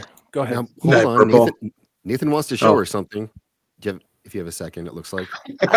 Absolutely, yes. Yeah. What a segue. Oh, yes. hold on. You piqued my curiosity now. I can't go anywhere. I know. Hold on. Here we Sorry, go. Purple. So I got this in the mail today. Uh-oh. Ooh. And nice. Awesome. Yep. I need that. I need Yep. that. Just came out today on 4K. Wow. I'm going So on there we Amazon go. right now. Wow. I am gonna roll off Purple Valkyrie and let you guys vamp while I order my own. Nathan, thank you so much for showing that. That was a much better reveal than I was hoping for. So thank you so much for doing that. So Yeah, nothing like Blazing Saddles. No, which would have been fine. But yeah, you can whip that out anytime you want, Nathan. Yeah. But Purple, thanks so much for being on tonight. We'll post your links in the chat, and Thank you. yeah. And also I'll be seeing you next week. It's kind of exciting. It's bizarre, isn't it? Yes, we are going to have a fantastic time, and the more and more people that we hear out coming, it just gets better and better. So yes, cannot wait to see everybody in Dallas, and I'm all packed and pretty much ready to go. Awesome. Love it. Nice. Well, good night. Take care. We will talk soon. Good night, my loves, and thank you, chat. You guys are awesome. Take care, everyone. Bye. Good night, Purple. Bye, Purple. Bye. Whoa, everybody's moving a little too quickly. And look who we managed to get here. The one, the only, the birthday girl, otherwise known as a troubled green. How are you doing, man? I'm all right. How are you guys? All right. Happy We're in the middle of a birthday. super chat. Oh, Max actually dipped out, but so that's okay. Let me finish the rest of the super go get chat. ready for the dance. Yes, He promised he to is. dance for And I'll Elijah's leave birthday if he does. So, you know, Oh. you guys can carry on without me. because you'll be No, too you're not distracted going. to do the stream. Hold on. Hold on. Here we go. No Here, no hold on. dance, just a happy birthday from your knight in shining armor, Elijah. Happy birthday to you. Look at this. There we go. I'm just We've waiting got for it to like come slamming down. Yeah. Like, there you you like go. you're balancing it. You have to really be careful. You can't go too far forward. There you go. Oh, wow. There we go. He's got the silkies on below. I know. I was going to say. Yeah. So, we should probably try and sing our happy birthday, no Purple Valkyrie, but I will just do happy birthday to you. Happy birthday to you. Happy birthday, dear Elijah. Happy birthday to you. There you go. Happy birthday, girl. Thank And you. everybody in chat, please. Yeah. She resists people saying happy birthday to her, and I have said it many times today just because I'm Happy that kind of a birthday. guy. Thank Happy you. birthday. But let me get back to that super chat real quick. The final part of this is Thunder Sensei. You definitely got your 9.99's worth. Says, sadly, gingers are actually one of the world's smallest minorities. Woke crowd is going against their own inclusive BS. Well, that's true. It's very selective. It's irrational. It makes no sense. It does nothing for anybody, but they can use it as a cudgel to beat us into submission with their fake moral superiority. Yeah. Alasia, are you? What do you have seen a lot of Ginger side? You've also seen a lot of Tolkien side, if we're really honest about it, in the last 48 hours. But let me get to this super chat. This is from Al Dan for 10 Australian dollars. Hail to you, my channel mender, my wolf brother, my Taveran. Says, this is just to further add to Daniel's addressing of the grave injustice to the Orville. Mea culpa, mea culpa, mea culpa. Apparently now I'm going to have ice dumped down my pants quite a bit in Dallas thanks to you guys. I will own it. I will stand tall, and I will drink bourbon, and I will take it like a man. But I will. I have not watched the Orville. Just remember, Max hasn't either, and neither is Nathan. So hail to you, well, Dan. You guys are absolutely awesome. So thanks for hopping on, Alasia. Merry, happy birthday. As I say, Merry Christmas, but this is a wrong season. But yeah, you guys are absolutely fantastic. Let's go ahead and move into one more thing that I wanted to cover from a larger picture, and then I really want to get into the Lord of the Rings in the last hour of the show. We're going to bounce around and go to the Stranger Things. Now, where we're going this is not just, we've already done non-spoiler reviews. We've already done spoiler reviews.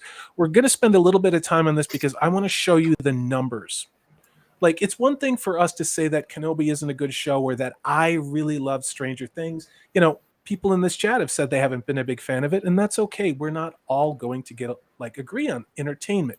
The fascinating thing about the head-to-head matchup of Stranger Things versus Kenobi is when you look at the actual hours watched. So Nielsen says more than 11 people watched both shows on their opening weekend. That is rather misleading. So what's important to note here is that viewers spent, and I'm going to zoom in, spent 5.1 billion minutes watching Stranger Things the week of May 24th. That's a lot of minutes, you guys. Counterpoint that to, let's see. So that encompasses all episodes for the series. Meanwhile, 3 paragraphs down, Obi-Wan Kenobi, meanwhile, clocked in at only 1 billion minutes for its first 2 episodes.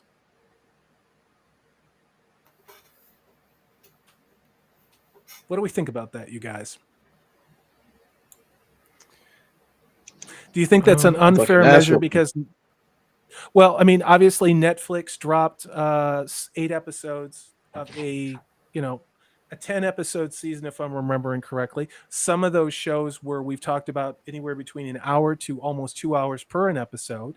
And then you have Kenobi, which dropped 2, what were they, half-hour episodes or 45-minute episodes? To me, it still feels like Obi-Wan Kenobi got its ass handed to it by Stranger Things. And if nothing else, people were so engrossed in Stranger Things that they spent 5 times more amount of the time watching it than they did Obi-Wan. Now, is that bad math, or what do you guys think about that? There was a great comment on Drinker's stream the other day on his after hours, or his open bar. Sorry, he had an open bar with him and Mahler, and they were basically saying, I think it was this stream where they basically said that they saw a comment on one of the videos that said this kid was like, how could you compare Stranger Things to Obi-Wan? Of course Stranger Things is going to win. And I was like, my jaw dropped, and I was like, excuse me? How is that possible? How in the world have people gotten it into their heads that Stranger Things, this thing that has existed for less than a decade, less than a decade, right? Yeah, is bigger than the entire franchise of Star Wars. Now, I'm pretty adamant about, I think Star Wars is lame, but I would love to hear what some of the Star Wars fans think about that. average of minutes. Now, Alasia, have you watched Stranger Things or Kenobi at all? Any of No. this? I'm not Okay. into creepy, so Stranger Things has never been of interest to me. And so far as Kenobi's concerned, I'm going to watch it because I promised a friend just so that they could get my thoughts on it. Because Are I've they been really waiting. are they really a friend if they're going to make Yes. you watch Kenobi? Um, All right. Okay. But I told them, I was like, they've known that I was very on the fence, and I've seen people's reaction to it, and even people who liked the first 2 episodes, or like by episode 3, they were like, WTF, like, what is this? Thank you so much, Punk. But like, I mean, of all the EU, like, my sci-fi is Star Wars. So of all the EU, the Kenobi book is my favorite book. I can recite parts of it. I absolutely adore that book. And I've been waiting for Ewan to come back since Revenge of the Sith, and what I've heard through the grapevine is just giving me no confidence whatsoever. And every time it sucks because every time I go to turn it on, I'm just like, I don't want to do this. So I find an excuse to not watch it because I just don't want Ewan's Obi-Wan to be destroyed in my mind, because people are like, I grew up with Harry Potter. Well, I grew up with Obi-Wan. I read the Jedi Apprentice books when I was growing up, not Harry Potter. I got into that way late. So it just kind of breaks my heart. So but for so far as Stranger Things is, to me, what that number might also indicate is rewatchability, is that people, did Obi-Wan one and done, but they've come back to Stranger Things and now they're watching it multiple times. So that I think also speaks volumes. I think what's going to be fascinating is to compare the week when they drop those 2 episodes with 3 and 4, because I think that's a fair assessment. They may have tried to give it a break over the first couple episodes, but if you see a precipitous decline in viewership from, which I think is going to happen, 3 and 4, then I think you can look at the data, I would say, in these total numbers. Max, have you had a chance to watch Stranger Things? Is that part of your fandom or no? I watched the first 3 seasons and actually really, really enjoyed it. I love horror films. I think they and horror shows and films just in general. So I actually really enjoyed them. I have not watched season 4 though, but to kind of. Dude. I know. I need to get on it. I saw a picture. There's no of shame.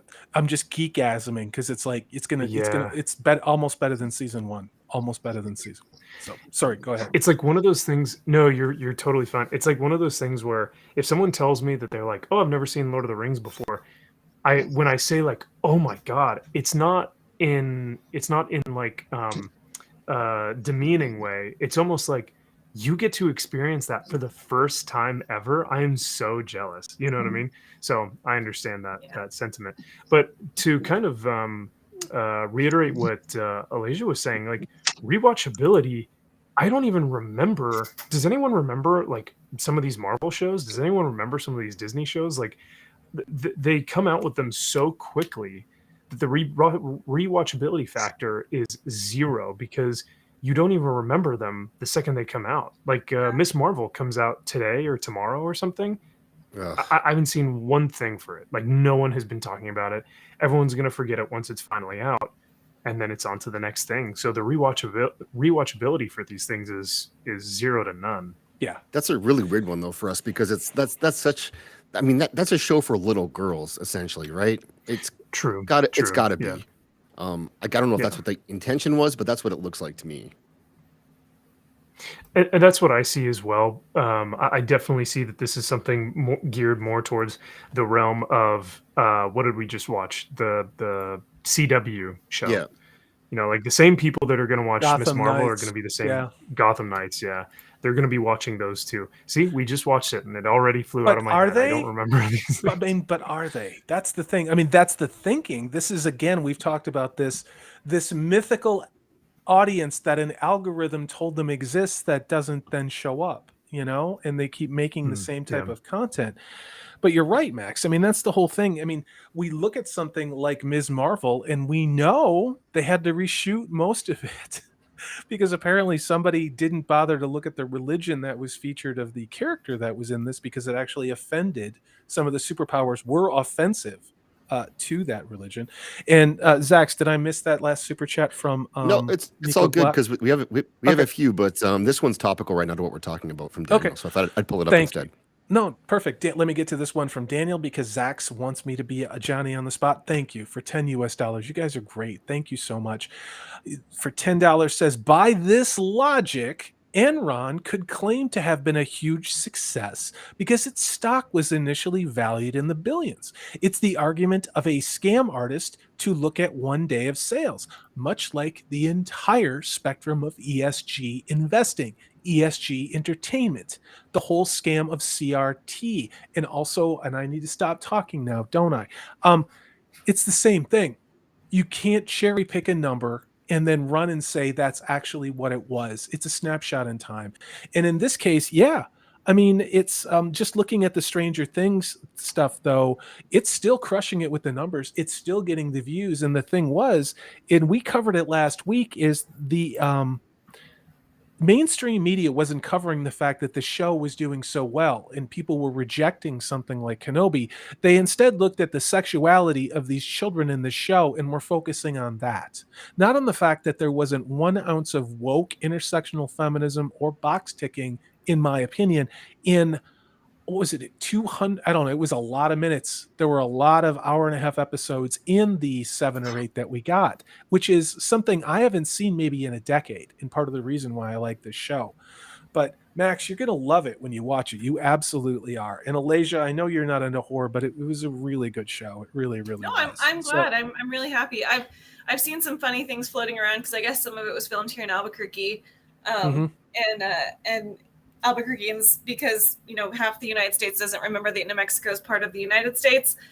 We get all excited when stuff's filmed here. So I've seen some funny things. So I'm happy that it also brought maybe in a little bit of a comedy for us. Sure. Nathan, what did you think about Stranger Things? Have you seen Stranger Things 4? We haven't talked about this yet. I watched season 1, and I did enjoy it.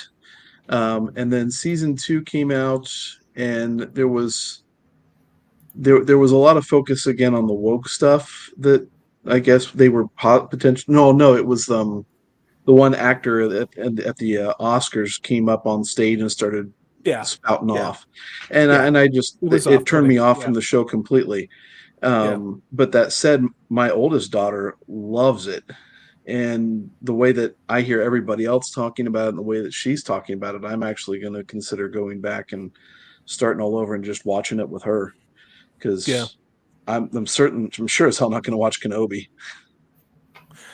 Yeah. Let me get to this super chat from Nico Glock for $5. Says, I'm in for anything when you guys are here. Well, I'll be there. Hit me on social media. You and I follow each other. Snowdub's going to be there. I saw Snowdub in chat earlier. Snowdub dropped. Oh, there he is. Brother, great to see you. Snowdub, the one, the only, a very talented, troubled man. Let's be honest about it. Mostly talented, but I think you have to be troubled to have that many amazing puppet personalities, but in a good way, kind of like in that Jim Carrey or Lenny Bruce or George Carlin type of a way. Hail to you, Snowed Up for $2 US. Says Purple is going to tuck in Puff. Heart laughing. Is that what they call it? She's going to tuck Puff in? Boy, yeah. One consonant away from getting us demonetized, but I agree. I want to get some Purple with Puff live streams going because these two lovers should not be separated anymore. Thank you very much for this, Snowed Up. Go ahead, Nathan.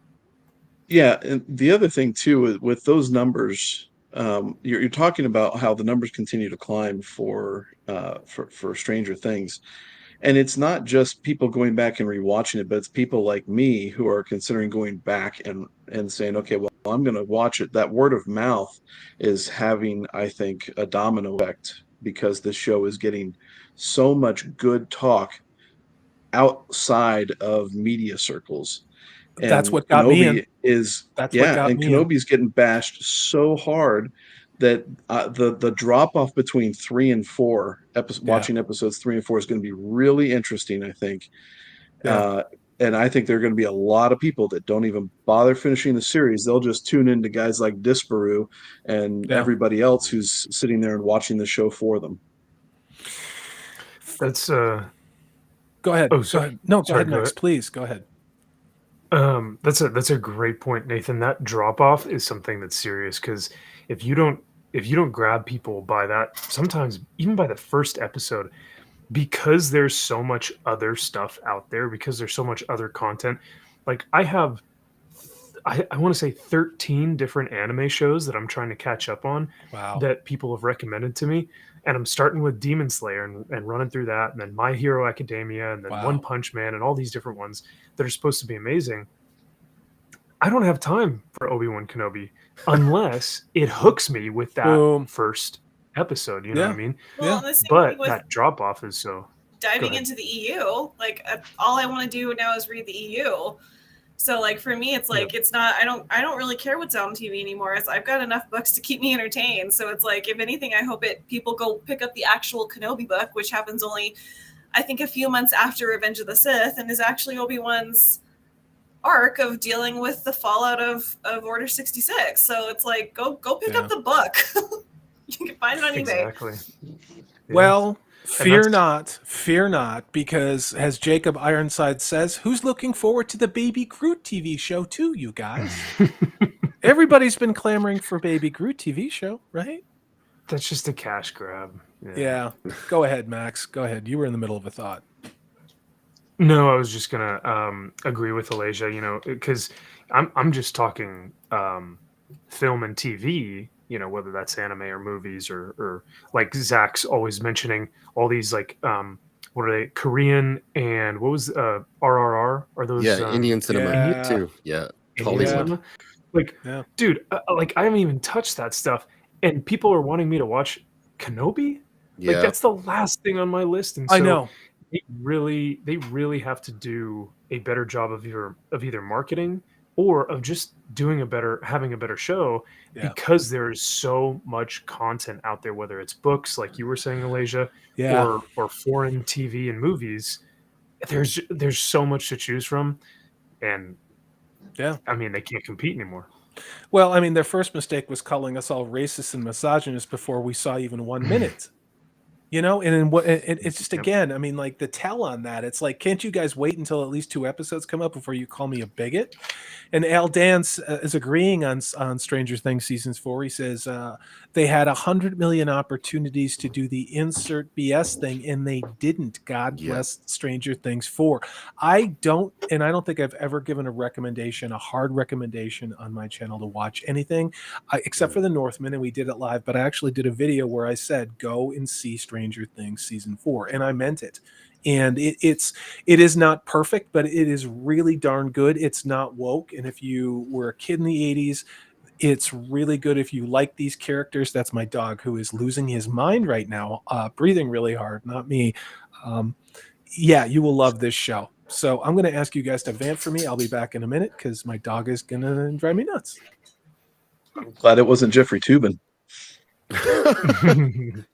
The thing about Kenobi, and it's really been the issue with all the recent Disney Marvel stuff, is it's all desert planet garbage, and it's because of how they film the show, and it's created so many narrative issues, and people haven't really pulled that apart yet. But a lot of the scenes people have complained about this year, which have been horrible, is because of how they shoot it, and things like they had to go through that laser gate. They had to shoot. They couldn't go around it, and that's because there is no around it. They're filming it on a circle stage, and so it looks like to us like they're around it, but they can't go around it in real life. So instead, they have to find a reason to go through it, which is just ridiculously stupid.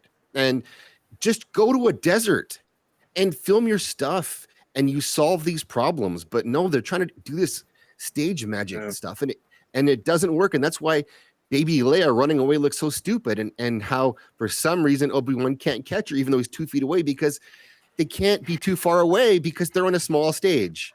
And so everything looks bad, and it's ruining their story. Not that the story is good in the first place, but it makes it look worse than it is.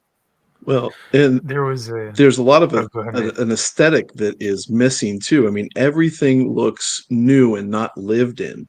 And when every single Star Wars show looks like that, when you look at the original trilogy and things were gritty and just not clean at all, edges of cloth were frayed, and the Millennium Falcon did not look like it just got out of a car wash.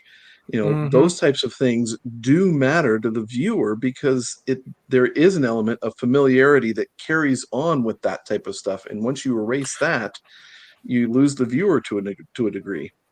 And that was the big thing that George Lucas introduced to science fiction movies. It was in the original Star Wars, which wasn't A New Hope. It was just called Star Wars back in the day. What made it look different was the lived-in look. That's why, if you remember, Luke riding in the land speeder they had, it looked beat up. It looked like a pickup truck that he got from somebody. You know what I mean? Used. Everything had the look of people live in this universe. People use these things. They, the Millennium Falcon, like you talked about, even armor, even the blasters, all of these things, they had the look that you walked into someone else's story, as opposed to what you're seeing not just in Kenobi but also in the Lord of the Rings, which we're going to get into right after we talk about Kate Bush. It doesn't look lived in. It looks like prop department, at a community college, not a very good one, created this stuff. So final thoughts just on that, and then I want to cover Kate Bush, which is something I know is near and dear to Alasia's heart and also mine. Anything on Stranger Things before we go?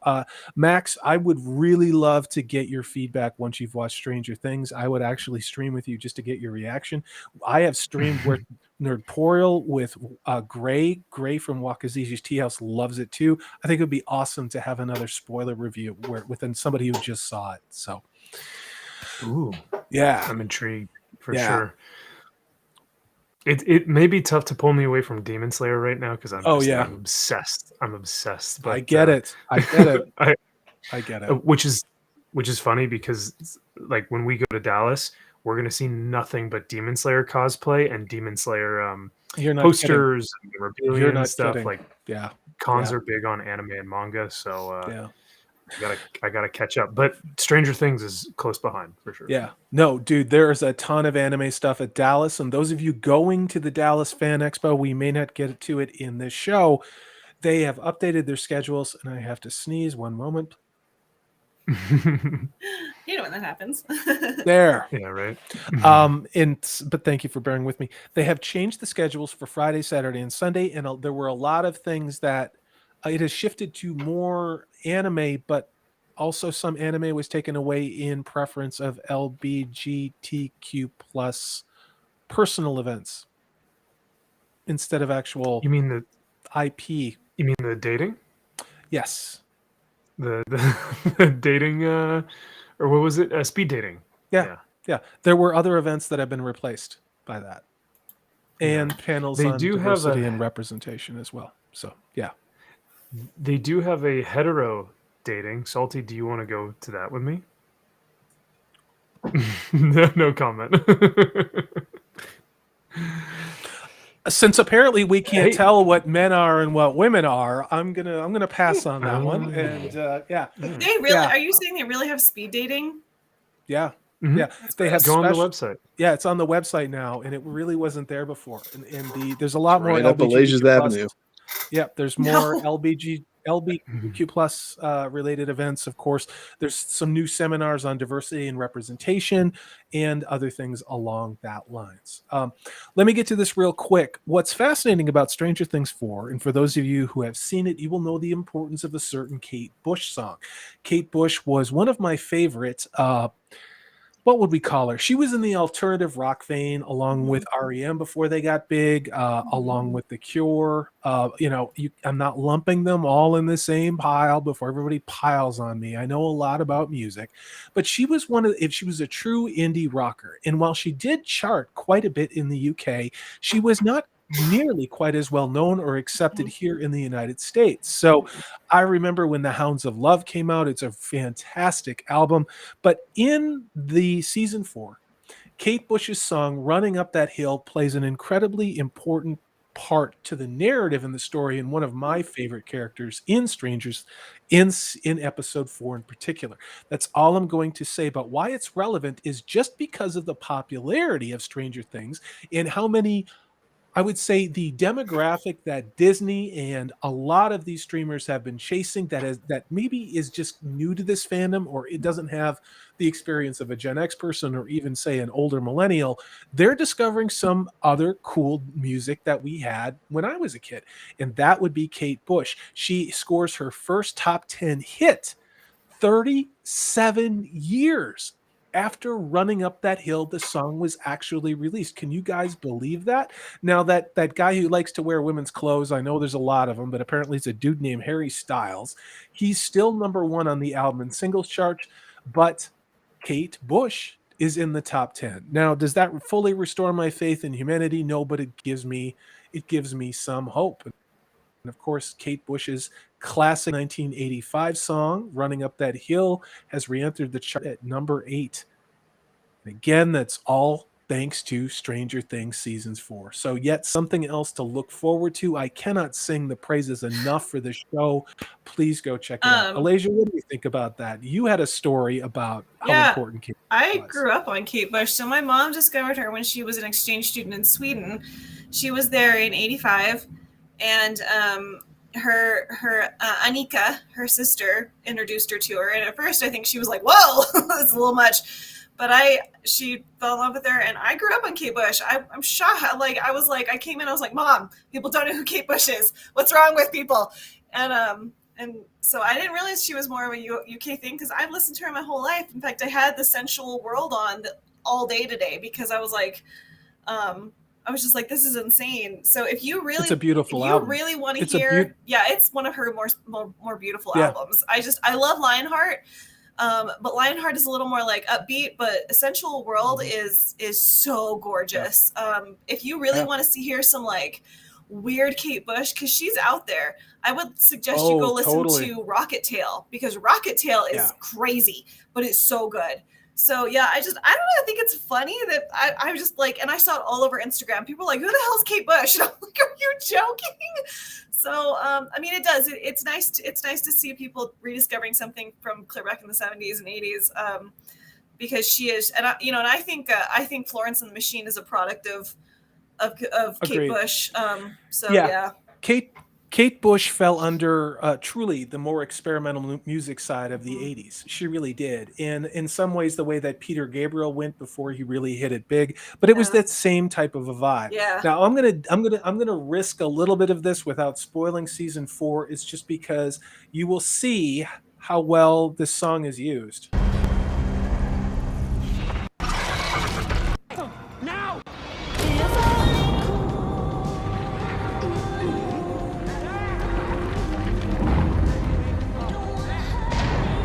And that's all you're going to get, because I don't want to get copyright claimed, and also because I don't want to ruin season 4, episode 4.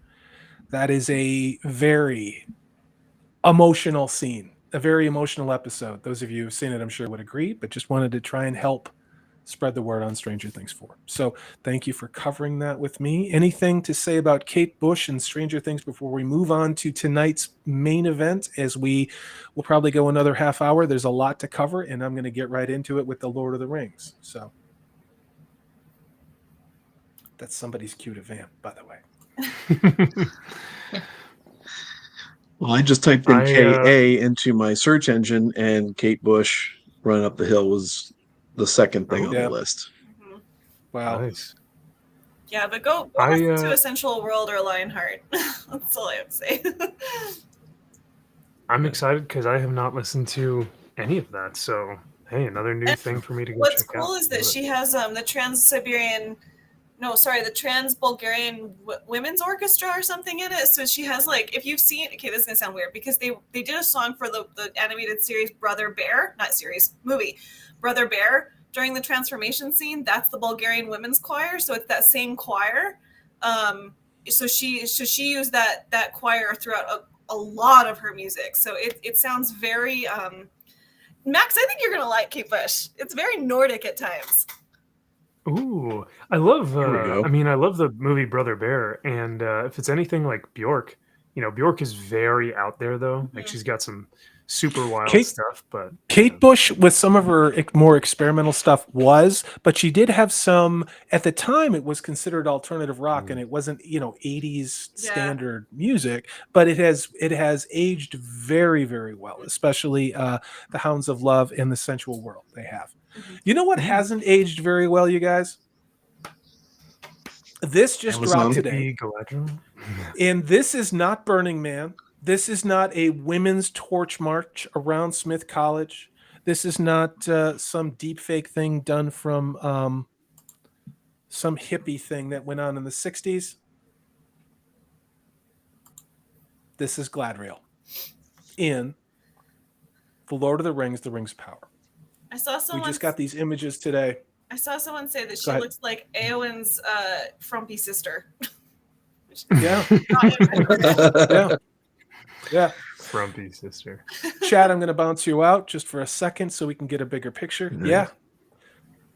I want to see her try and pull that sword out of the scabbard. Sitting here. I made this joke before, but that's a 6-handed sword. That's a ceremonial sword. You would never carry that weapon, Now,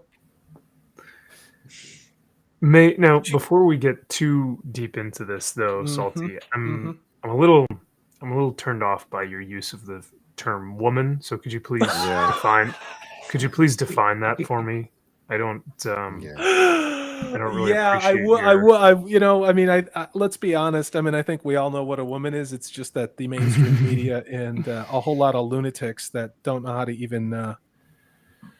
I don't know.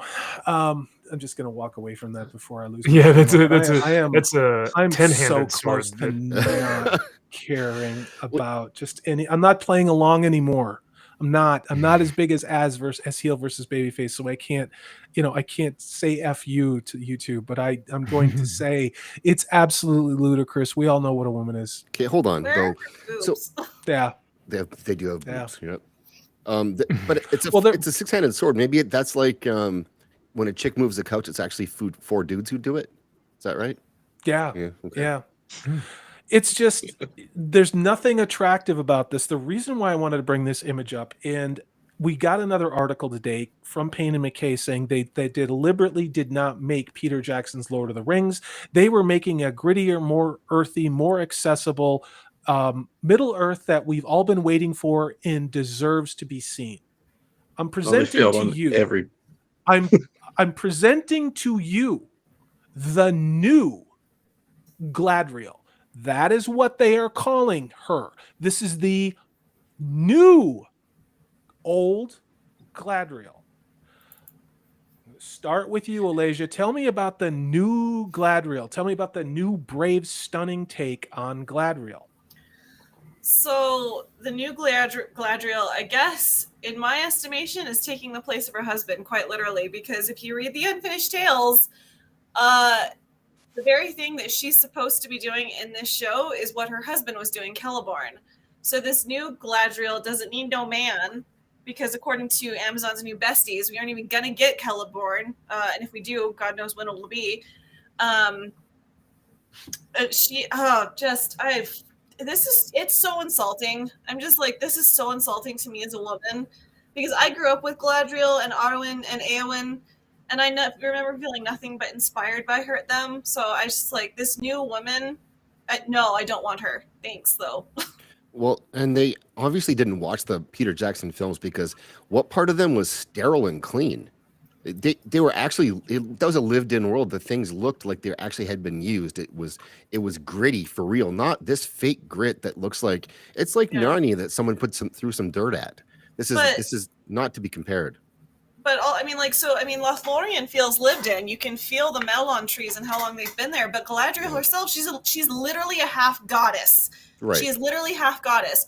She was glowing. She was ethereal. She was above mankind. This feels like a teenager who ran away from home. Well, they almost kind of have to, because even I think it was Unbearable in the chat said the actress is actually really beautiful. She's a very beautiful woman. Mm-hmm. She's a pretty girl, and I'm sure she's a fantastic actress.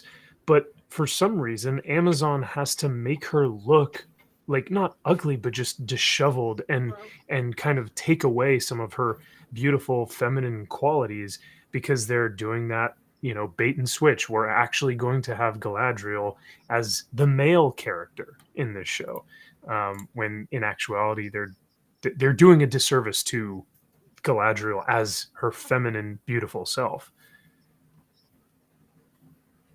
So sorry, I've got a lot going on over here. I wanted to pull some things up. So Alasia wanted me to take the screen. There we go. I'm going to drop out the other one. It stopped sharing. We will pull the it's big one Grandma up. Celebrimbor. Yeah, I was going to pull that one up. Alasia, go ahead and tell us about this. Who are we looking at? What is that? Looks like somebody's grandpa. That's grandpa. So this is supposed to be who the hell? What am I looking at? This is supposed to be Celebrimbor, who made the Rings of Power.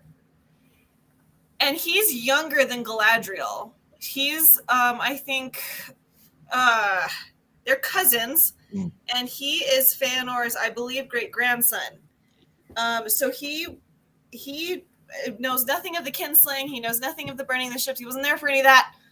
And he was supposed to be in the Unfinished Tales. There is one piece where he says he's in love with Galadriel. So they took a character who's younger than her, who makes the Rings of Power, and made him a washed-out politician, and she looks like a teenager. Because he's a man. Because men are either stupid or evil, and they're probably going to make him stupid, and he's evil by default. There's no way that he can have any raw masculine power. There's no way he can have mature masculine power in this. And apparently Galadriel can't even have the mature feminine power. She has to look like some disheveled hippie chick who's like a gender studies major. I mean, that's really what I'm getting from her is it's like she's challenging Tolkien's patriarchy. And when Tolkien very clearly, specifically said exactly what Galadriel was doing during this time, and it sure as hell wasn't that. No. You know? Well, and I just think it's creepy that if this man is supposed to be in love with this version of Galadriel, I just like the like visually the age difference is very disturbing. Yeah, it's definitely a grooming relationship. We all know how these studios like to do that. Yes. Let's work at Disney. Talking. He looks a bit like the wife on Outer Range if you squint. That's true. He kind of looks like Grandpa Munster. If you guys ever watched the Munsters, just a little bit. I just love this comparison with Nerd Cookies that she made. That's fantastic. Yeah. It's unparalleled. Of course, that is from The Princess Bride, and it is a very accurate take on this whole thing. Look at the comments that we have in chat. Feminine beauty is now shunned, just like a woman smiling. That's a great comment.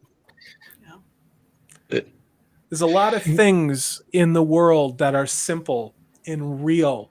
The problem when things are simple and real is you can't exploit them. What we have here is a manifestation of the West collectively losing its mind and self-destructing. I wish I were engaging in hyperbole, but it's started in our entertainment and it is spiraling. We can see into our education system, and don't even get me started about 2020 in the United States. But yeah, this is what we're getting. It's all very predictable. It's all we've seen all this before, and apparently Payne and McKay are going to tell us this is the real Middle Earth. This is the novel that only they could write, because not even Tolkien could write this. It's just ridiculous. He wouldn't write this. Yeah. No. Max, Thank what's God. your take on this? What's your take on this? You've been very either introspective or trying not to heave. What do you think about that? May I ask the panel and chat? So the only reason why I'm asking this is because this photo that you have of the two comparison, of the Rings of Power pictures on the right, it looks like, and the Peter Jackson pictures on the left. Yeah. It's almost, it looks like, oh my God, right? Oh my God, do you suck? Hey, McKay, you suck. Amazon, no one That's believes the worst you. one. No one That's the believes worst you. one. This is absolute bullshit. I'm sorry. Where did they get Elrond's Oh high my school God. graduation picture? I know. I don't know. I mean, Wait, what? Go ahead. Zaxx, are you saying that the difference between the two is the worst comparison, or like, it's horrific. Look at that. Look at their ears. Look how big. These are Vulcan ears. These are Romulans. Oh my goodness. He They looks did the like he same should thing to be the on Hobbit TNG. feet. He looks like he should be on TNG. Honestly, like some Vulcan ambassador to some place where looks you like. know. Yep. It looks like the other actor's weird uncle. Yeah, yeah, the one that's Bad Touch Uncle. That's what we're getting from Amazon. A whole lot of Bad Touch Uncle elf vibes. Yeah, look at. There's no comparison between what these ears look like. Now, May. So what I was gonna ask is, and this, I think this would be a good like social experiment. If only we had those little things from Men in Black where they can erase your memory real quick, you know? Yeah. I wonder if we were to erase people's memory that they had forgotten to see Peter Jackson's Lord of the Rings, and the first thing that they had seen is this Rings of Power show or these trailers or these pictures. Yeah. I wonder how people would react, because what I continue to hear from the naysayers is like, well, you're comparing it to Peter Jackson's work, and so you'll never like it because you're always going to be. But even if we had never seen Peter Jackson's work, I still think Lord of the Rings fans would look at these pictures and go, "What the hell is that?" Yeah. You know, no one would like this. No one would Right. like this. I mean, like honestly, let's just get a quick yay or nay on this. The Rankin and Bass 1977 animated The Hobbit. The depiction of the elves, as painful as it was and has stylized, do we think that this depiction of the elves is better than the 77, or is that animated 77 one better?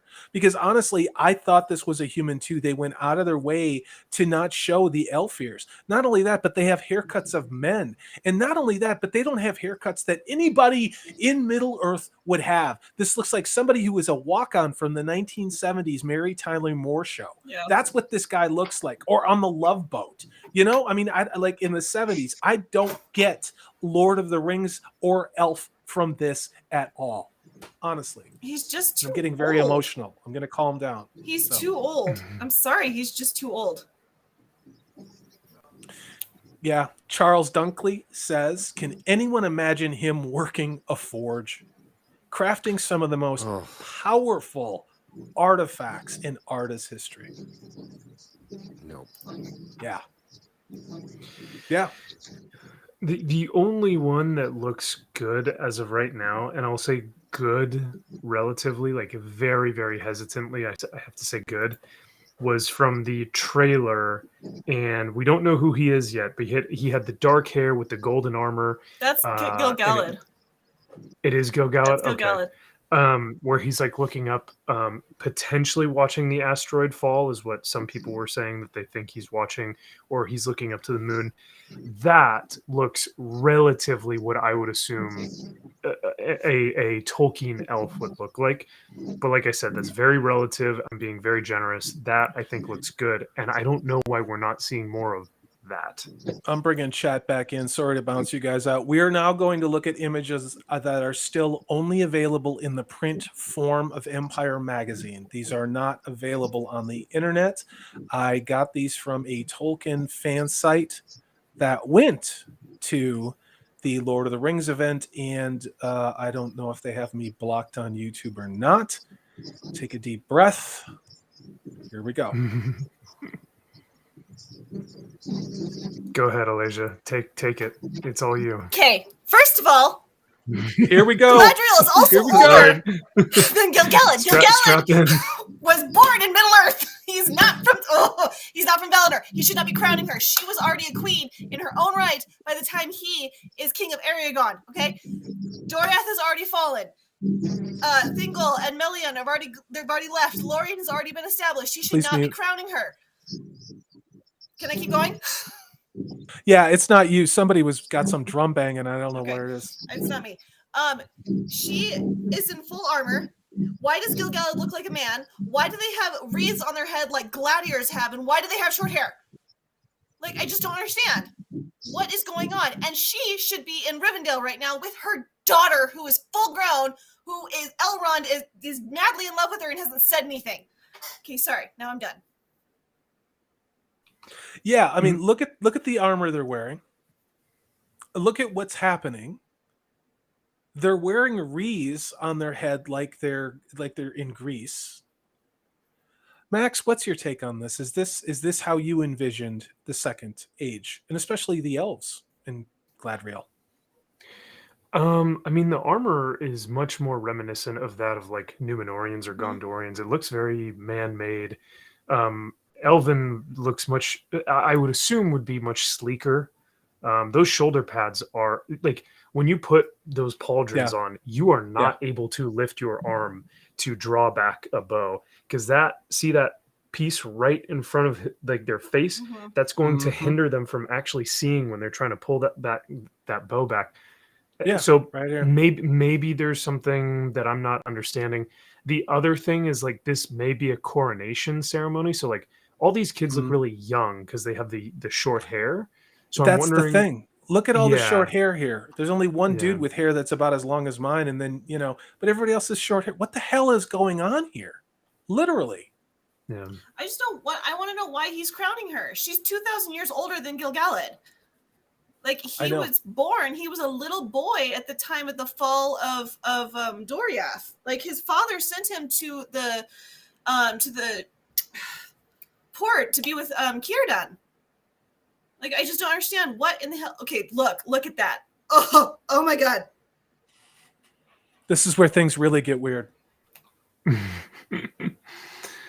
We're in ancient Greece. Yeah. We're in ancient Greece. This is Gladiator. Yeah. That's like what Caesar would wear. That's like Yes. what the emperor would wear, right? Yes. Yeah. He's Caesar. Nathan, you've been quiet on this one. What do you think about this? I think you're muted, brother. I think you're muted. I got a member chat from Dino, and it says it's all sorts of messed up. Oh. Hail to you, Dino. Late show. Hail. Go ahead, Nathan. Sorry. I'm having an internal stroke just looking at this shit. So you've got one elf in armor that is clearly not Middle Earth at all in any way, shape, or form, and then you've got the other kid who, what the hell is he wearing? He's wearing rags.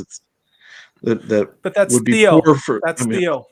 Oh yeah, that's Theo. So is you've that got is that his stepson? So they got a Rondir and Theo, both made up characters, and then everybody else behind them is probably made up characters too. Yeah. So who are we saying this is with the wreath? I mean, you guys, and then Nathan, go ahead. That's Gil-galad. That's the king of Aragon. That's the High King of the Noldor. Go to hell, Amazon. And I'm sorry. Can I just point this out? I'm sorry. I know I'm raging. Ahead. But when like that's really why you're on. cheap Barbies, their hair like sticks together, you can't brush it through. Look at his hair. That wig looks like matted. It doesn't look like human hair. I'm sorry, I don't mean to nitpick, and I know that this is a photo of a photo, so maybe it'll look better when we actually see it. But his hair looks gross. It looks greasy and look like it's strung together. I don't know if I'm like making that clear, but if you look at cheap Barbie dolls' hairs, that's what it looks like. Well, I know I'm representing the patriarchy when I say this, but I've never played with a Barbie doll. I've played with a lot of G.I. Joes. But I get what you're saying. And Max, what were you going to say on that one? I really see what Elijah was talking about earlier about the ears. Like initially I was like, okay, I guess I don't see it because of the shadow, but this is a very like clear profile shot of Gil-galad. And they really, I mean, they went pretty high with those ear points. I think, like it's like the Batman cowl. Yeah. There are some people who really like the short little like pit bull ears on the cowl, and some people who like the old 80s like really like foot long ears that stick all the way out. But these are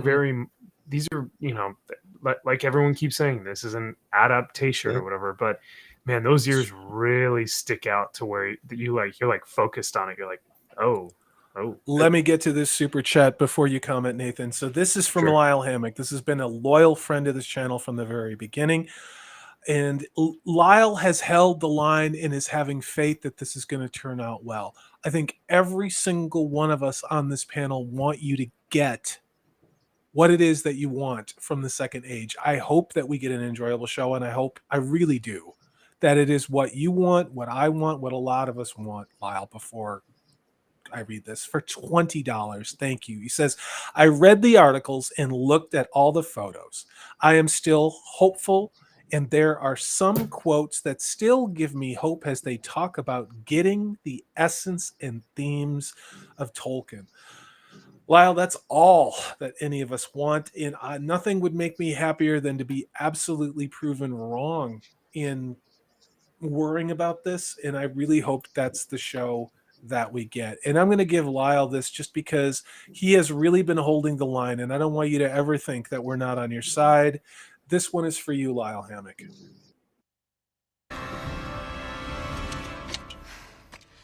I am no man.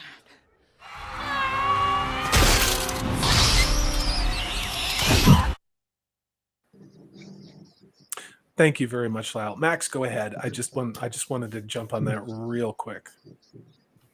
No, that was all I was going to say. I think Nathan had something.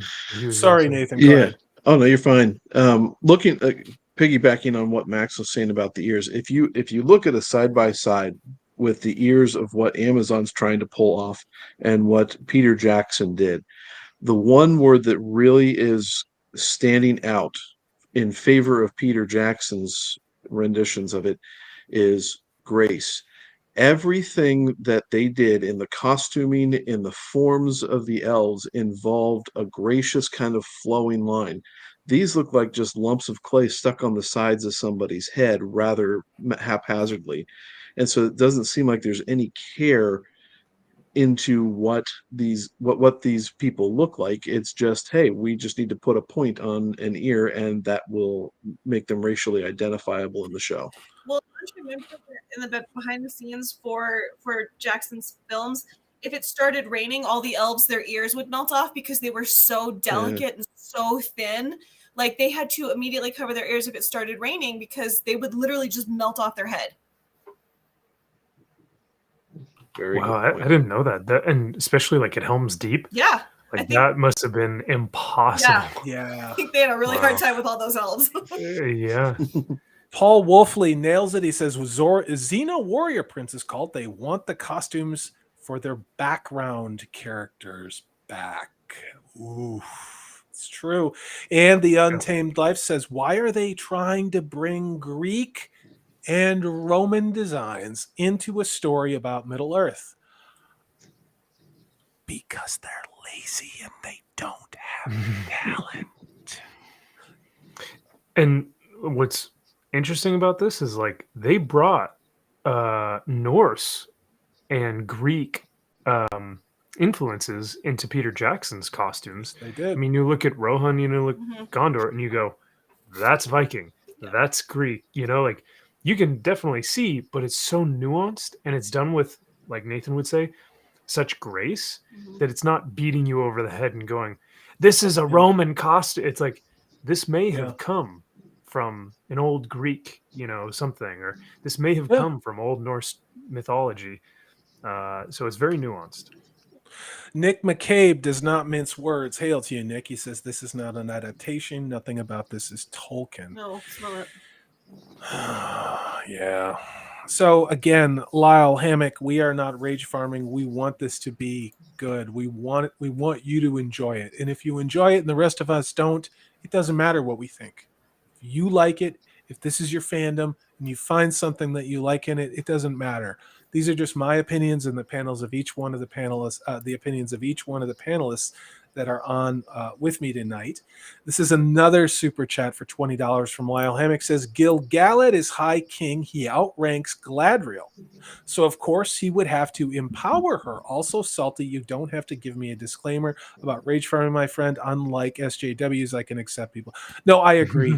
No, I mean, but here's the thing, Lyle. I say that for a lot of other people that we have in chat. You and I have a relationship. We email each other, and I'm still working on a P.O. box. I really am. I've just been doing a lot of other stuff, but no, Lyle, I want to make sure that you understand that I respectfully disagree with you, but also I also want the very thing that you say that you want. And I always want to underscore that. I really do. Because we live in an ecosystem where a lot of people don't necessarily see that world that way. And if they disagree, you know, and we see what happens on social media, God forbid you have a contrary opinion, you know, people pigpile on you. So hail to you, Lyle Hemmick. Thank you so much for being here. So Zaxx, you're back. I hope you're all right. So back, yeah. This is from CJH, says this is greed and hubris incarnate. I think that is a very fair statement. And we'll jump on this from Nick McCabe. Shannara, Witcher, Wheel of Time, Rings of Power. It's all the same effing IP to these effing knuckleheads. Let's talk about that a second. I could see any of this in Shannara. I could see any of this in The Witcher. I couldn't see this in The Wheel of Time because, you know, Nope. for a lot of reasons, because they're not even talented enough to make this. You know, it's again, this is just generic fantasy tropes with, you know, leftover Star Trek Discovery props for ears. That's how I'm seeing it. So what do you guys think? Yeah. Let me go ahead and I'm going to jump to another image while we do this, you guys. I've got a couple more. So the elves don't look very good. Let me see what I've got. Let me pull this up real quick. And I wouldn't be surprised if I've seen that chest plate that's Elrond is wearing in some other movie before. I wouldn't be surprised if they completely, totally borrowed it from somewhere else. Yeah. Yeah, and I'm going to look at this image real quick. I have already reacted to this on Purple Valkyrie's show, but we have not talked about this. Let's talk about this real quick. Is this like a still from Cold Mountain or Oh Brother Where Art Thou or I don't know, Gone with the 12 Wind? years or 12 Years a Slave. It's 12 Years a Slave. Obviously. Yeah. Fudge It's Black Pickle. Snake Moan. It's Black Snake Moan. That's Holy what it is. God. Saw someone comment 12 Years a Hobbit. Well done. No, with this, I know Lenny Henry came out with a statement saying, you know, hey, at least this will give people of color a chance to see themselves on the big screen in a way that they haven't seen themselves before. I'm sorry, but if I am a young, you know, impressionable 12-year-old boy who is an African American of African American descent, and I watch this, I'm probably not want to go like, hey, I'd love to look like this guy. You know what I mean? Like, no kid is gonna see Lenny Henry and go like, oh, he's the hero of the story. Like, I don't.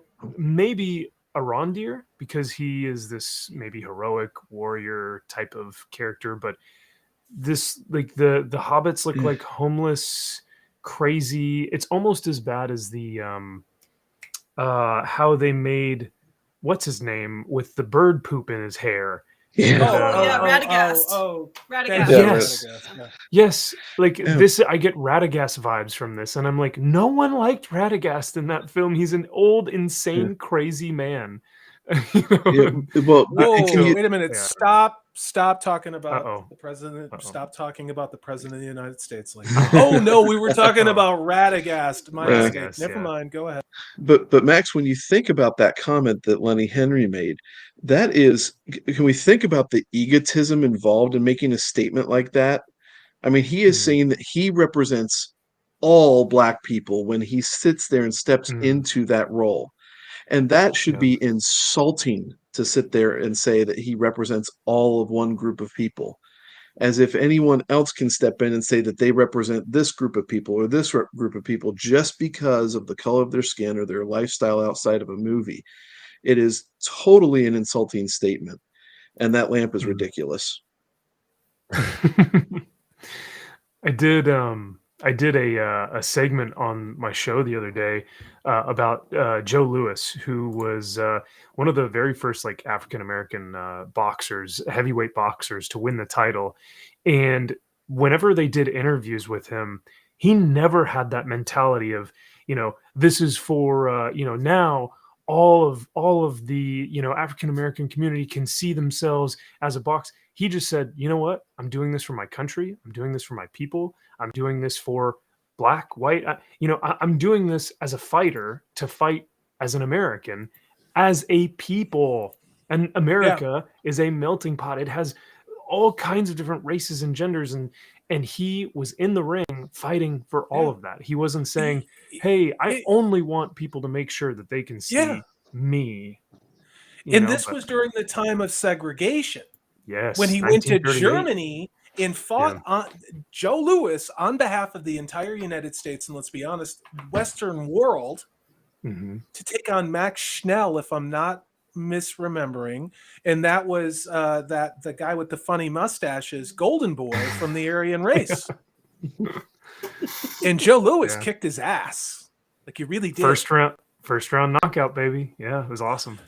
Yeah, let me get to this super chat. We're having a little bit of technical issues, you guys, but we're resolving them. So for $10, thank you very much, Daniel. Says, this is for you, Alasia. A troubled green should be the one with the 6-foot sword. I would follow her into battle. I agree with rage like that, getting her Irish up. You know, she's going to take a few of them. I'll tell you what. Hail. No, that was awesome. Don't apologize, because what apologize. you are truly being a stunning and brave woman with her own thoughts. And we all know that Disney and these media corporations fear strong women who express their own views. So unlike that, you are more than welcome to express yourself however you like here, as long as you only hit Zaxx. Although you did scare my computer. Yeah. That's we had a little bit of an issue, but I want to no. I want to show this one guy. I did this on Purple Valkyrie's channel when we were doing I was sampling snacks from the UK and she was sampling some stuff I sent from Texas. This is from a movie in 1982 called Beastmaster. Yeah. And this is an actor by the name of John Amos. You may recognize him. He was in a very popular sitcom show at the time. And oh my God, I just totally lost it. Well, Good Times. It was a very popular show, and you guys may not believe this. It's from the 70s. It's about an African-American family, working class, living in the slums of I think it was Chicago. And it was very popular for a very, very long time. The problem with when I tell you that is then certain administrations can't twist what really happened into an agenda. But here we are. We have a wonderful actor who just happens to be African-American by the name of John Amos, who was in a fantasy movie which was quite popular at the time. Now, honestly, this movie is dated. It is true 80s cheese. But he was a prominent character in a fantasy property. Also, we had, and I went over this, another movie from 1984 called Conan the Destroyer. Had multiple African-American main characters. Not that it mattered. They were just good characters and good actors. One of them was Wilt Chamberlain, very famous basketball player who was a great character in that classic Conan movie. And then a very Amazon-like woman by the name of Grace Jones. Not that it mattered, but she also happened to be black, to be African-American, and she was an incredibly fierce warrior, and this was in 1984. I'm going to do one more. It's a movie which sucked called Dungeons and Dragons. Had one of the Wayans. Marlon Wayans, It had Marlon Wayans in it, and I think that came out in 2000. I never finished that movie. It was an abomination, but the chutzpah, and to me, I would say obvious dishonesty of crafting a narrative of, again, identity politics, racism, intersectional feminism, used to market yet another show in the fantasy or science fiction realm. It is ludicrous, you guys. Now, I dropped all those names. We've looked at all these images. I'm going to pull some more up. Why do they keep doubling down with a strategy that is very clearly not working? Is this the only play that they have? Is this really where we're at? This is just a shield from criticism, and they do that when they know their product is garbage, which is why Rings of Power has shown us nothing except for still photos and a 1-minute long teaser that they would like to take back. Preach. Well, and if George the Giant Slayer's info is correct and season 2 is paused, I mean, We'll see. We'll see. I mean, we won't. We can't make any estimations about that. But no, I think they do. I think they absolutely do know it's crap. Yeah. The other thing too, Zaxx, is like you were saying, we've only seen the trailer, and they won't show us anything else.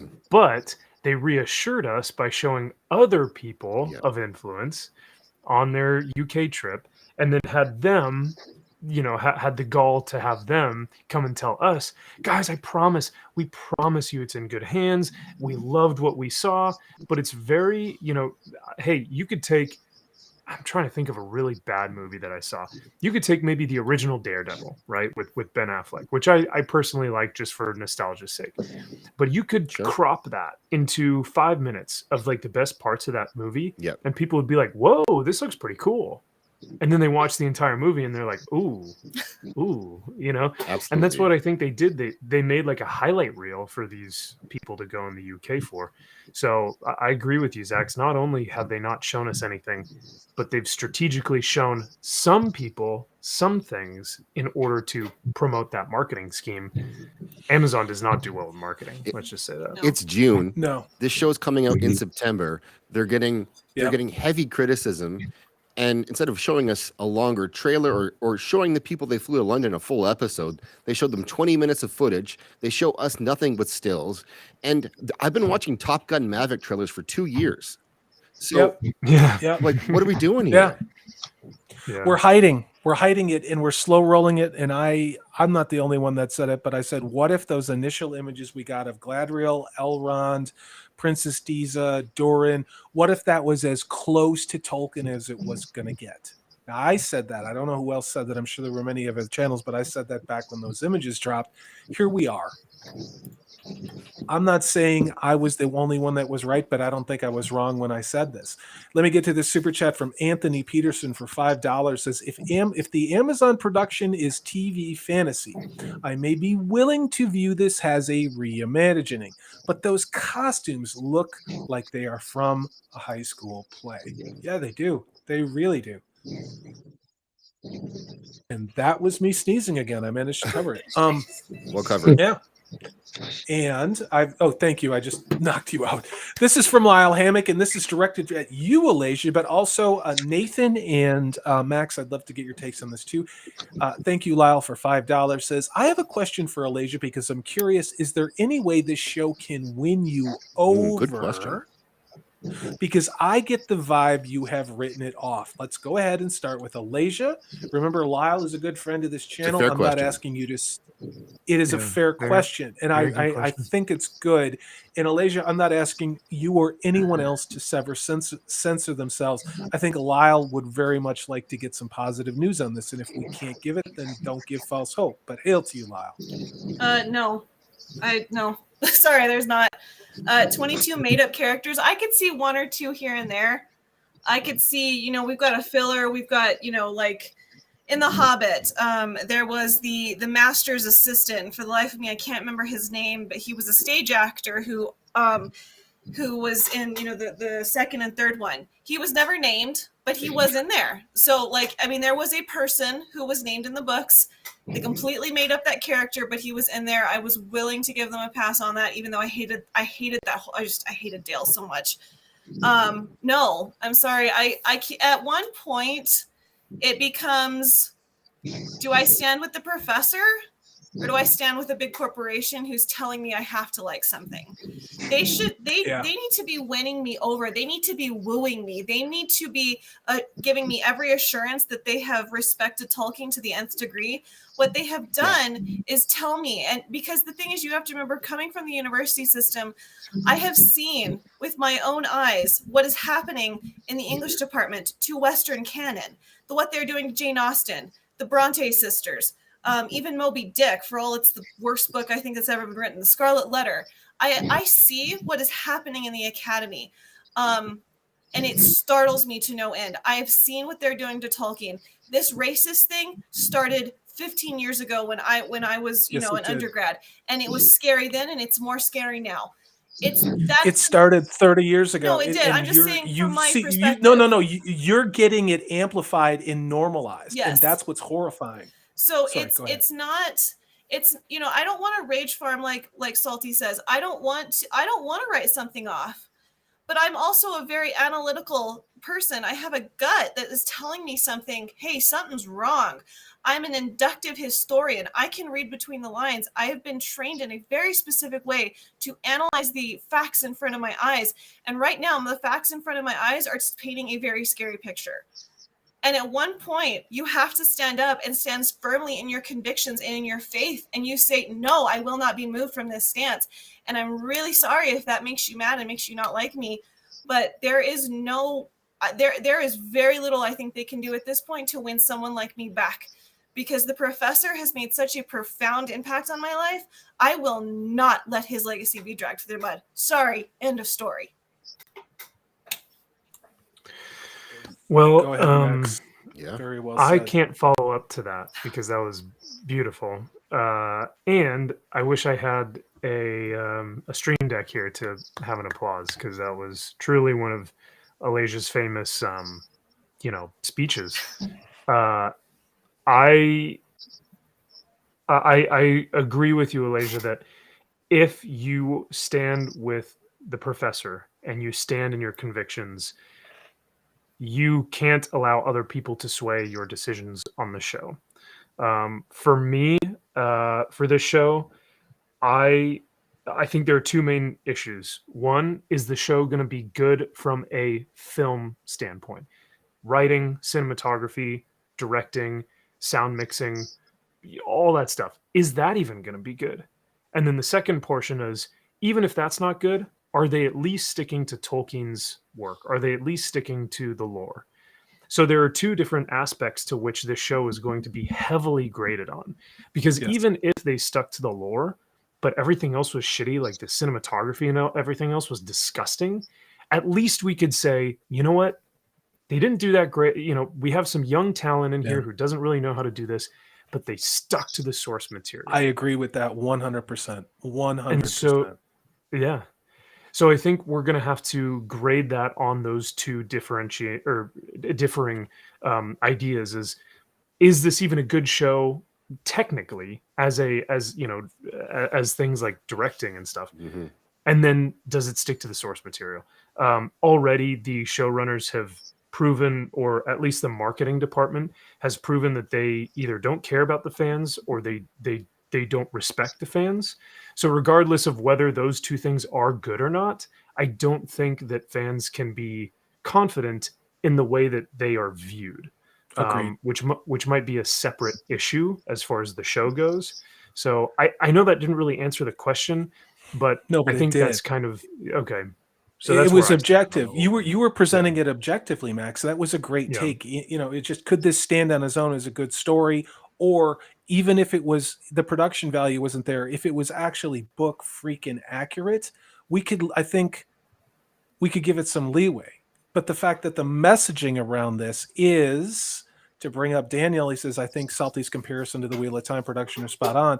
We saw this with the Wheel of Time, guys. And I know I wasn't the only channel that was saying, watch Wheel of Time. They're going to probably do the same thing to Lord of the Rings. I was saying that November and December. Look where we are. Those of you who followed me because of Wheel of Time, this is Wheel of Time with only it's Tolkien.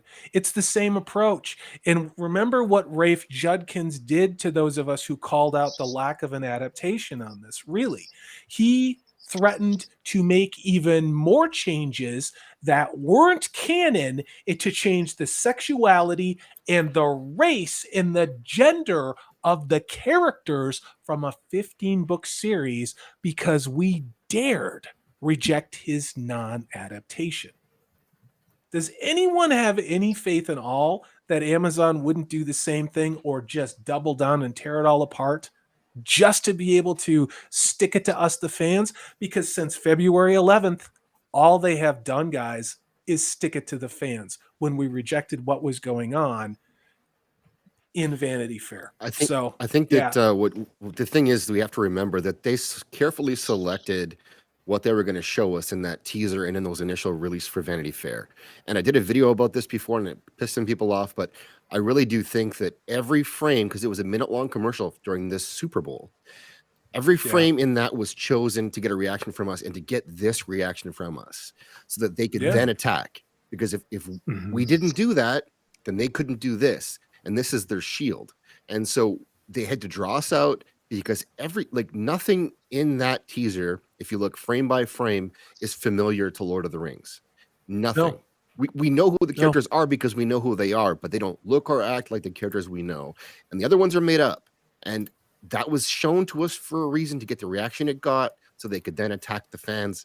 And I truly believe that's what they did. And they wanted this reaction. And that's why they haven't shown us anything else. Yeah. And look this is the ratio on the teaser trailer that Zaxx is referring to. Well, yeah. That's not a bunch of trolls. That's not a bunch of Russian bots, guys. Go ahead. One day it hit 3 million. And, you know, so they, and then somehow mysteriously, however many that is, disappeared. So at one point it was 3 million down likes. And if that's been the real number this whole time and Amazon is covering up for them, that's bad. And also, there's one thing I want to add to my little speech. I've been opposed to this since this was announced, back in 2017. And I didn't even know YouTube was a thing. I didn't know about Nerdrotic. I didn't know anything about this corner of the internet. I have been opposed to this the moment it happened, the moment the purchase went through. So don't think that I'm fabricating this. I've been mad about this since 2017. So yeah.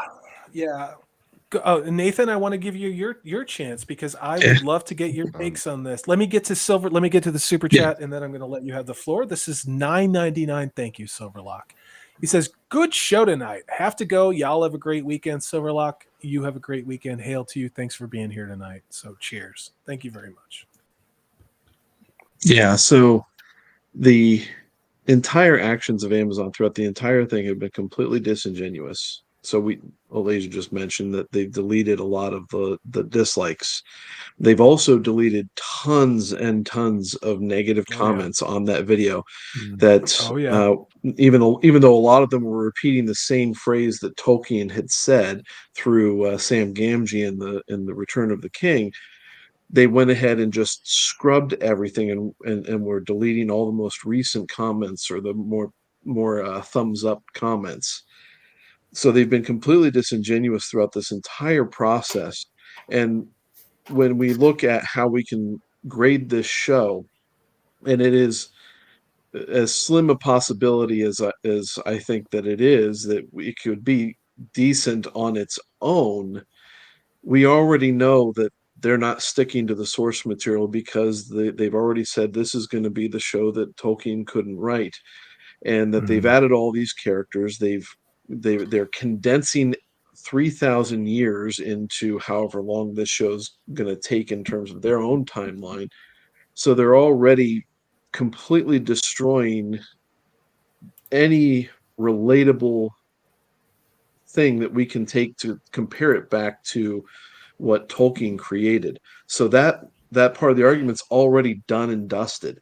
And so I've written it off. I'll still watch it just because it's going to drive me into the books more. Because the Wheel of Time has done the same thing to me. And I'm going to watch the show. It's going to suck probably. And in the end, the other side of that coin is going to tell me for sure that, even on its own piece of entertainment, they can't tell a good story. They can't give us as fans anything that's satisfying from an analytical perspective. And so they're going to miss on both sides of these coins. So yes, I'm saying I've written it off wholly on all those aspects. Not saying they can't change my mind on one of them, but I know for sure they can't change my mind on the other. Nathan, you brought up something really important, and we don't talk about it enough, and that has to do with the compression of the timeline. Those of you who watched Wheel of Time, we were told that 8 seasons of television would encompass one book. This is one book. This is not 3,000 years of history across an entire planet with different cultures and different icons. This is one book. Same amount of time. There might be a couple episodes that are a little bit longer, how the hell in 8 episodes, if you can't capture this faithfully, could you possibly pretend to capture Tolkien? And I think what they did is they gave up, just like Rafe Judkins did, and is going to, those of us who call it out, well, we're racists and trolls and incels and alt-right and we're ultra MAGA or whatever bullshit they're going to call us, which is, it's exhausting at this point. But you know, I want to be wrong, guys. I want to be wrong, but yeah, Prophet of the Dragon says it. Where's the 2-minute trailer? I don't know. I thought we were going to get it during the NBA, but I also thought we were supposed to get these images that we got about a couple, like 4 weeks ago in an Empire magazine, and they didn't run them. Makes you think, doesn't it? Well, I think what they could have, there's a reason that Payne and McKay have never done a TV interview where they could be asked a follow-up question. Everything's in print. And I think they could have, other people have said this better than I can, but they could have easily stopped this by just coming out and saying, we only have 143 pages worth of things to draw upon. And so, and we don't know, this is our first show we've ever run, but we do like the source material. We're going to do our best, try to make a good show. We want you to be involved in it. Something like that. But it's just like Tom Cruise did. Yes. Like Tom Cruise did in Maverick. Oh, and where's the statement of, is if you like, we made this for you, the fans of Tolkien. Yeah. This is for you. We kept ourselves out of it. And if you like it, that's on us. And if you don't like it, that's on us too.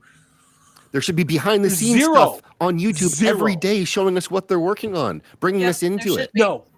But they get to call me a racist. They get to call Alasia a racist. They get to call Lyle Hammock a racist. They get to call everyone on this panel and everyone in this chat a racist. That is Payne and McKay.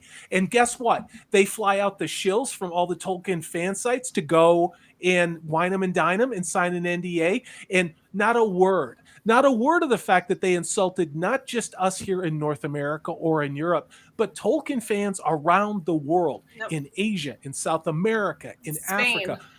All of us are racist because we didn't like what they did in all of those different cultures. Not one word, not one apology, and we're never going to get it. And that I just get really fired up about and Corey, to that same point, look at what the extended editions, when Jackson released those, all of the stuff, all that behind the scenes stuff was talking about how he was doing this to respect Tolkien's legacy, to respect the fans.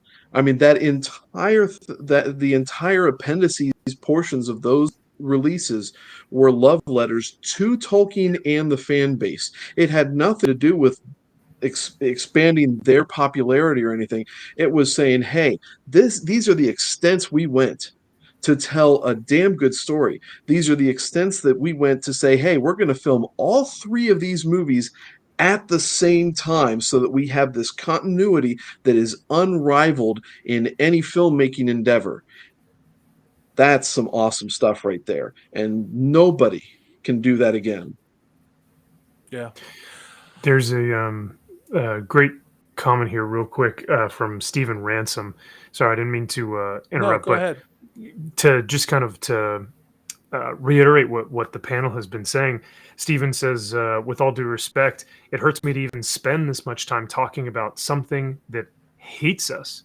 And I think, Alasia, that's kind of where you're, the corner you're in right now, is how are we even discussing the possibilities of something being good if like there's no conversation, because it ends there at, hey, I hate you, but still buy this thing. And I think that's why people are so adamantly, vehemently against watching this or against liking it, because the showrunners and the marketing department have shown that they don't like you. So there is that. I just wanted to share that real quick. I agree. Go ahead. Yeah, sorry. Go ahead. No. I'm doing the amen thing. You know how I do. I'm going, preach, brother, preach. You know what I'm saying? That's what I'm doing. And just for me, sorry, and I know you got to get to that super chat, but for me, I'm just like, I'm so heartbroken that me as a woman, and I know that this might sound a tad bit SJW, but bear with me while I work through this thought. For me as a woman, and you guys all pretty much know me, that I'm very old fashioned in my way of thinking, and I have a very, very strict moral center. And for me as a woman, it's really, really, really heartbreaking for me to have to sit there and absorb that I either have to be a raunchy S word like on Game of Thrones, or I have to be this new version of Galadriel. I can't be beautiful. I can't be wooed. I can't be thought of as being pursued. I had this complete and utter freaking meltdown on my Instagram the other night when I was reading about the history of Celeborn and Galadriel, and that Elrond and Celebrian, their courtship lasted 1,000 years, and that Elrond was too shy to say anything to her. He was so enamored by this young woman, he couldn't say anything to her. Like, what happened to that? Why can't I be thought of as delicate enough to be pursued like that, to be thought of as being protected? Like, if you think back Because to we're in a Helm's Deep, war. no, I know. If We're you in a war. think back to Helm's Deep when Peter Jackson was setting up those shots, he's like, what is Rohan fighting for? They're fighting for the women and the children in the caves. Yes. That's what made that scene so impactful. It wasn't all those elves standing on the parrot, whatever it's called. It was those women holding their babies. Yeah. That's what they were fighting for. Why can't we be that anymore? Well, and there were millions of men who boarded leaky boats and raced to the coast of Europe yesterday, back in is it 42 or 44? I think it was 44, Max. 44. For D-Day. And a lot of people wouldn't be here today, and a lot of people had uncles that they lost, had great uncles, had family that sacrificed in the highly problematic concept of what they now call toxic masculinity. And the reason why a lot of these lunatics who have nothing better to do but take their woke intersectional hammer to everything that we love can do it is because those brave men, and yes, I'm using gendered fucking language, went straight up cliffs full of machine gun nests all alone without any backup after being seasick, and made the ultimate sacrifice so we could have freedom. Yep. And what Alasia's talking about is the very thing that they fought for, which is the concept of innocence, which is the concept of men and women being separate because there are only two fucking genders and I don't care what YouTube does. And here's the thing. They are deliberately doing this. They know why they're doing it. It's for an agenda. It is for a reason. And our job on YouTube, as unpleasant in how soul-destroying it can be, is to keep repeating this same message. Not because we are autistic, not because we are rage farming, because if we don't say it, they're not going to stop telling us things that aren't true. And they're just getting started with them. Now, I need to back off because I do like having my channel. Zaxx, what do you think about that? All right, go ahead, Nathan. Okay, I was just going to say real quick, the whole women and children first phrase has a pure purpose behind it. It has nothing to do with patriarchy. It is all about protection and the continuance of society, because continuance of society must involve women and children. Yeah, it's an inconvenient That's a great narrative. point. You guys, I'm going to allow you to react to that. What I just said, was I over the top? If you disagree with me, you know how my channel works. You absolutely can call me out or offer a differing opinion. Well, what I want to say actually is that jump onto what you just said, which is that this is a place where you can believe anything you want and you can say anything you want, and it's not like the rest of YouTube where you'll be ostracized if you have an opinion that we don't agree with. So absolutely, like Lyle Hammock, I hope that this show is good for you. I don't believe it's going to be, but I hope that it is. And if it is, and I want it to be. even if it's not good and you like it, that's good too. Like, you should like stuff. That's okay. It's all good. No one here is going to shame you. No one here is going to say that you aren't a true Tolkien fan. No one is going to say any of that bullshit. They're not. And let me get to this real quick. Oh, go ahead. No, go ahead, Zach. Please, Zaxx, continue your point. And I was going to say, I'm so proud to be able to spend time and do shows like this with someone like Alasia, who is such a strong, feminine person. I agree. Agreed. Like Amen there's to no that. bullshit in that statement either. There's no bullshit in that statement. There's no white knighting for Alasia. Nope. The last thing Alasia needs just- is me to white knight for her. No. She can fight her own battles. All right, let's not be under any illusions just how pipe hitting gangster that woman can be. Let me get to this super chat real quick. For Lyle Hammock for $20 says, it's fair and I respect you immensely. You have, this is to you, a troubled green, and I'm going to make you big on the screen because nobody wants to look at me. For $20 says, it's fair and I respect you immensely. And you have a far more academic background and are probably much smarter than me, and I am just more forgiving than Alasia. So Amazon, you better hope you can at least give me a good story. I'm going to jump in here. Lyle, I don't have any of the negative perceptions that you outlined here at all. I don't think that at all. I think you have hope, and we live in a world where they're trying to take every little bit of hope out of us to get us to focus on more imaginary things that don't exist and to get us fighting amongst ourselves. And that's not what we want to do here.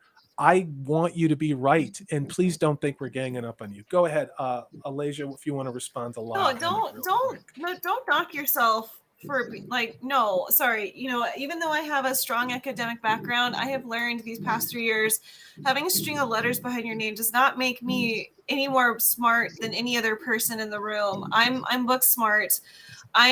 Salty knows me. I don't understand puns to save my life, and I'm not street smart. Like It's true. Yeah, like I need these lads to keep me safe because I'm just like everything goes over my head. But when it comes, so when it comes to like scholarship, that's my only footing I have to stand on. So don't knock yourself at all. And the thing is, here's the thing: if they just were writing a good fantasy story, I wouldn't care one way or the other. And maybe if they can just hold like this, you can hold this apart from Tolkien in your own mind and just hold it as a separate thing. If this story is good, then I'm super happy for you. If the writing is good and you're pleased with it, then that's great. And I hope that you are pleased with just the production value, like Max was saying, because that would be fantastic if people could enjoy it just for that aspect and not have to deal with the political I don't know, saturation, I guess, is the word to use. And there's another one here from Lyle for another $10, which is also to you, Alasia. So I'll read it. Hey, also love you, Alasia. I'm still working on Morgoth's Ring in addition to Lords of Chaos, and I feel you, Nathan. The Amazon show and salty reviews led me to the Wheel of Time series, which I am loving. Hail to all. Hail to you. Cheers.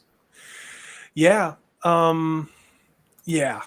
We want it to be good. We do. And there's no shaming anybody who has hope. There are just things that I'm out on, and that doesn't make me better than anybody. It doesn't make me wiser. It doesn't make me smarter. It just means that I'm out. And, I wish I wasn't. You guys, like, really, I wish I had like mediocre fantasy.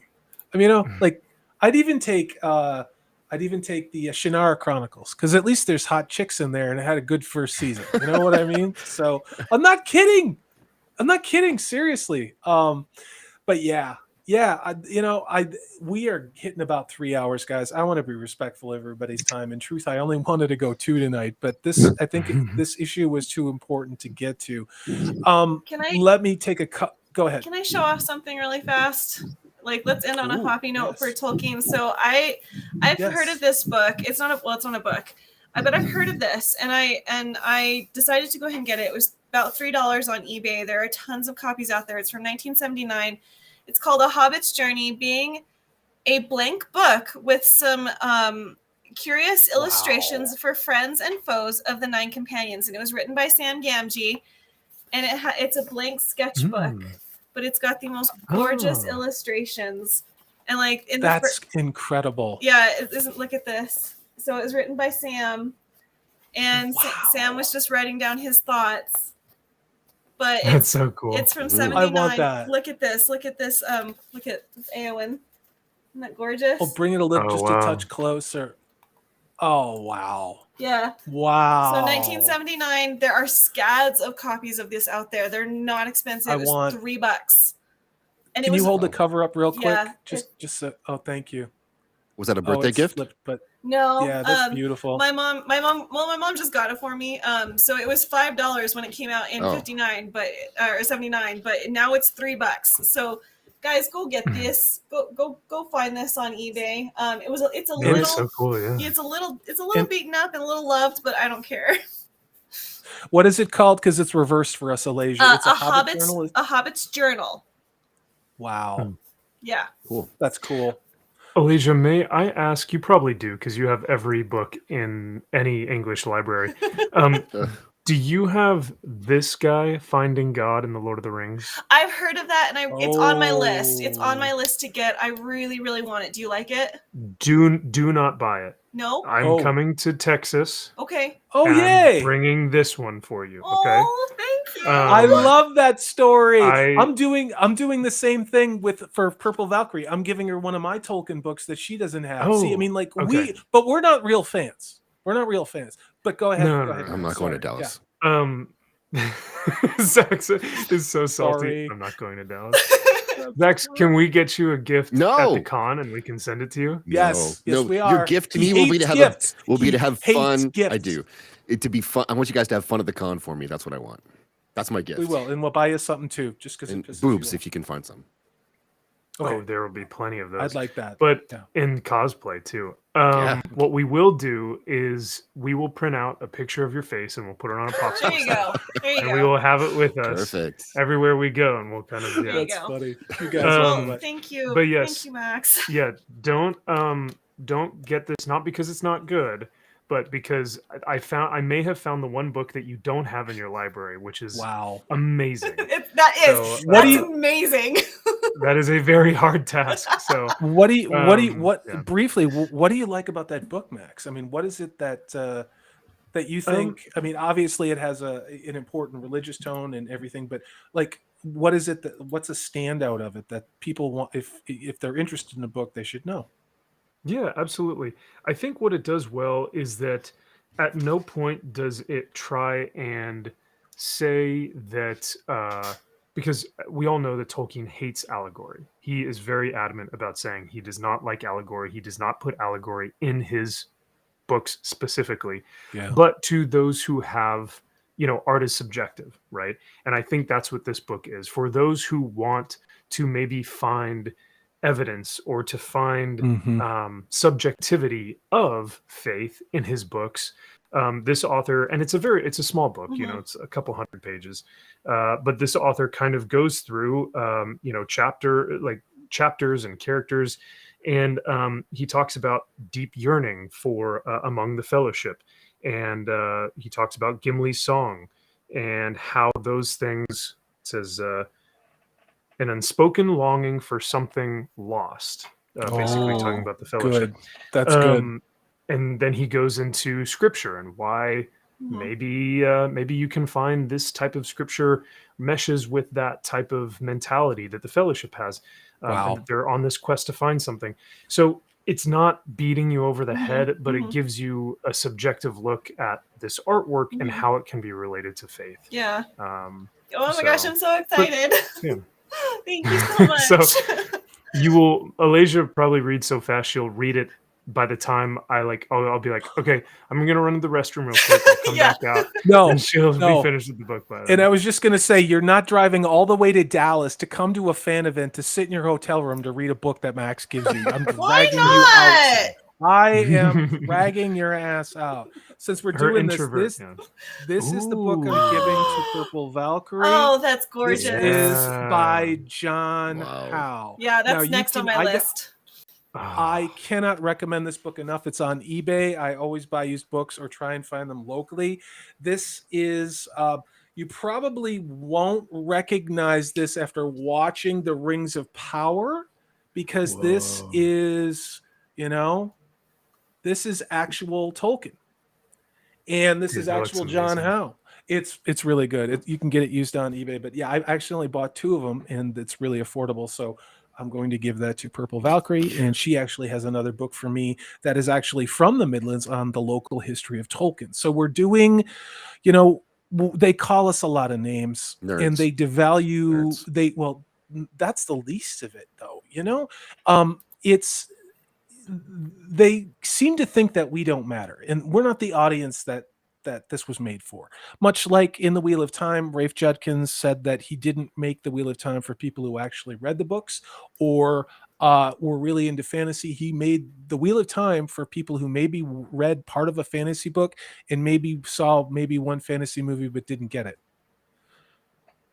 Is it a real leap of logic to think that the same geniuses at Amazon who did that with Wheel of Time are doing the same thing with the Rings of Power? I don't think so, you guys. So have I missed anything, Zaxx? Nope. You have been Johnny on the spot. So are we sure I didn't miss anything from Lyle? No, just as he says goodnight, that's all. Oh, thank you very much, Lyle. So, yeah, you guys, I really want to thank everybody. We have gone just over 3 hours, and I could probably go a couple more. I want to do a live stream actually this week. Well, I'll talk to you guys in the green room. I want to say thank you to everybody who has been in chat. You guys have been absolutely on fire. Thank you to everybody who super chatted tonight. Thank you to Daniel. Thank you to Nico Glock. Thank you to Lyle Hammock. Thank you to Squeak a Mouse. Thank you to Thunder Sensei 150. And if I've missed you, it's because I've been streaming and talking nonstop for 3 hours. Please don't take it personally. Before we head out, let's start with Maxfield Von Priestley, who is back in the land of the living here in the good old US of A. Brother, what do you have going on this week? You had a great show last night that you want people to know about. Yeah, thank you. Max's Man Cave is super fun, and we've been adding some new segments and new members each and every week, which has been fantastic. I don't really have anything planned for this week. I know Zaxx has a fantastic panel that we're going to try and get together for Thursday that I'll most likely be joining. Yeah, and that's, I mean, as far as videos though, I really have to kind of look back into the news. There's so much that I missed while I was gone. It's kind of like, okay, what train wreck do I have to deal with first? That is accurate. Yeah, like, do I even talk She-Hulk? Do I even want to bother with female Thor? I'm not. Yeah, so we'll see. We'll see. But yeah. But thank you again for having me on, man. I wish I had something to give you guys as far as like, here's a new video or a new live stream. But dude, I'm just glad you're here. So, yeah. You had such a killer show last night. I can't wait for you to clip the part on the Soul Snatchers. I want that. I still don't believe you boys. Sorry. Oh no, the proof is in the pudding. It's pudding. It's pudding, that's for sure. That must be jelly because jam don't shake like that. Speaking of which, a troubled green, Alasia. What do you got going on this week? Oh gosh. Okay, so this Saturday on the Untamable Lives channel, we will be going over Rohan and Gondor and their relationship. I'm very much looking forward to that. This Sunday, even though it feels egotistical and self-centered, is going to be my birthday stream. I will be doing it an hour early, and tomorrow I will be talking to guests because I want people to be able to stay the full time, the 2 hours, and have some people on who otherwise probably wouldn't be able to come if I did it at my normal time. And yeah, I've got a movie review coming out of Redeeming Love. So get ready for more sappiness and a couple other novels. So yeah, and I'm just I'm trying not to lose my shit over driving to Dallas. I'm not the best traveler in the whole wide world, but I am super looking forward to everything. And because I'm a mother hen, I'm going to remind people that Max's Man Cave and Alasia's Chill Stream are switching places come July 11th. So Max will be taking the Sunday slot and I will be taking Monday because Max is starting grad school. So just keep that in mind. So I don't want Max to lose his viewership. So remember, he's going to be on Sunday come the 11th. Hey, my viewership is good. Yours is the one who you have. I think you have. How many subscribers do you have right now? Do you mind if I ask? I think it's 320. Hold on, let me check. And it's 317. Yeah. And Awesome. And yet your viewership is the same as mine, and almost like more so on your live streams. It's awesome, right? So yeah, the viewership is going to be fantastic. I have no doubt that it's going to be awesome. You know, the crossover will be fine. July 9th, is my birthday. So July 10th Ooh. will be perfect for that Sunday Mhm. to be the first Max's Man Yep. Cave, because it'll Awesome. just be a birthday stream. Mhm. So Awesome. works out well. Yeah. You guys are awesome. Thank you for that. Speaking of pure, uncut, awesome, Amanda Manethrin, Nathan, what do you got going on, brother? You're muted. You're muted. Wait, I'll unmute you. There you go. Okay. Yeah, right now I don't have a whole lot going on. June is a massively busy month for me on the home front, but I'm still doing some reading in the Eye of the World. I've got something that I'm working up for that in the future, so keep an eye out for that. Otherwise, Ooh. catch me here every other Hell week yeah. because I'll still be doing this. We're very lucky for that, Nathan. It's wonderful Oh, to have you on the show. I'm blessed. Thank you for your takes tonight. So, speaking of being awesome and being on the show, we've got our Canadian representation. What do you got going on, Zaxx? Well, I just dropped everyone's links in the chat, including Unbearable 73, Thank who is you. also the Thad that shouldn't be. And so please go give him a sub as well. He deserves it. He puts out like 8 videos a day. He does. He's a video factory, and he's very knowledgeable. So check him out. I want to say thanks to Punk Waddle and thanks to Mando for coming and helping out with modding. You guys are great. Also, for me, I'm working on a panel on Thursday. My regular Thursday show is going to be 8 on Thursday. This week, we've been doing sort of a season of things that are good. And so this week it's going to be things that are good that are from anywhere but the USA. It can be any kind of media, doesn't matter what. And the week after, it's going to be everything good from the USA. So you'll get your spotlight, don't worry. But I want to talk about things that it doesn't have to be something old now. It can be from whatever. It could be new. It can be old. Something that's foreign. Yeah. And yeah. Can I just say congratulations? You have been on a rocket ship. You have been cranking out content, and you have been expanding your repertoire and the type of films that you covered. You're looking at more on an international scale, especially movies like RRR. A lot of that cinema from around the world, and your takes are great. And it's wonderful to watch you inch close to monetization. I believe you're going to be there very, very soon. If you have not subscribed, please subscribe to Zaxx. You can find him by subscribing to Zaxx7. So there you go. Thanks, man. It's been a bit of a rocket ride recently, so yeah. I was gonna say I will, mention Zaxx, that Salty and I were joking when I was around the 800 range that it was just like snail mail. Like it was so difficult to get through the 800s. And I look at you and you're just blasting through the 800 mark, and I'm like, damn, dude. So it must have been me. So I'm really glad to see that that growth has just been exponential, and it's only going to continue to compound on itself. So it's really cool. Thanks, man. What's been fun about it is I get to talk about something that just happened to be the thing to talk about at the time there was right to talk about it, and it's something I actually liked. So and I've been a fan of alternative films forever, really, and so now I get to find Indian cinema, which I honestly knew nothing about. I thought all I knew about was Bollywood. I thought it looked silly, and this is not that. So it's been fun, and I'll keep making some content like this, and we'll see where it goes. But thanks for your support, everybody. Alasia, you wanted to do something real quick? Yeah, I just want to thank the chat. I have to be honest, for all that it's been my birthday, it's actually been a pretty shitty day.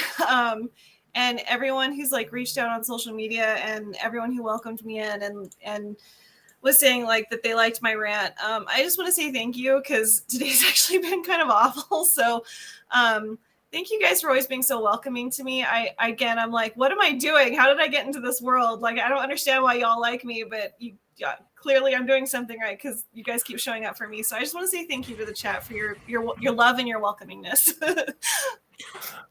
Alasia, thank you. Thank you for starting a channel. Thank you for having a unique voice. Thank you for having raw talent. Thank you for working on developing that talent. Thank you for taking time to come on an up-and-coming channel like mine. I think everybody, all the men on this panel, I think I speak for all of us when I say that. We feel blessed to have your voice in this community and that you want to work with us. So I am very grateful you're here. Thank you. And I'm sorry you didn't have the greatest birthday in the world, but I hope my singing helped. You have a very good Who am I kidding? Who am I kidding? Hey, It didn't, but yeah.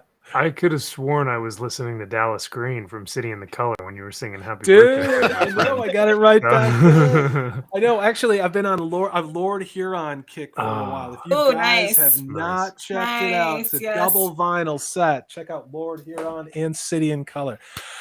You guys are fantastic. I want to say thank you to everybody still hanging with us in chat. It has been a fantastic night. And Doviende se Tovius again. I will work on the PO box.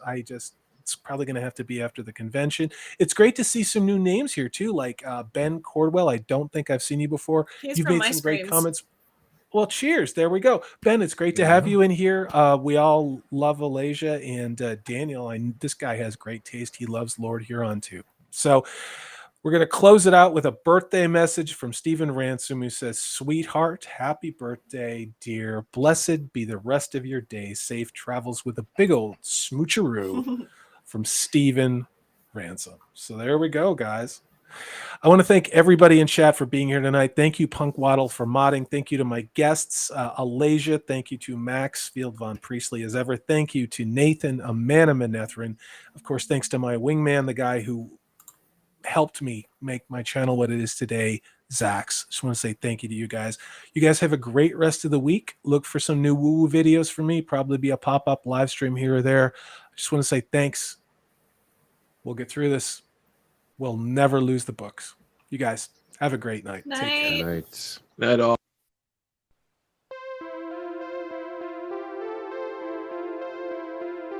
As ever, this is Salty Texas C. I am Corey DB. Thanks so much for watching. If you like what you've seen and heard, please hit that thumbs up button. If you haven't subscribed, I'd love to have you on board. That way you know, and we have things like live streams, which we are going to be doing every Tuesday evening. Take care. I hope you're having a great 2022.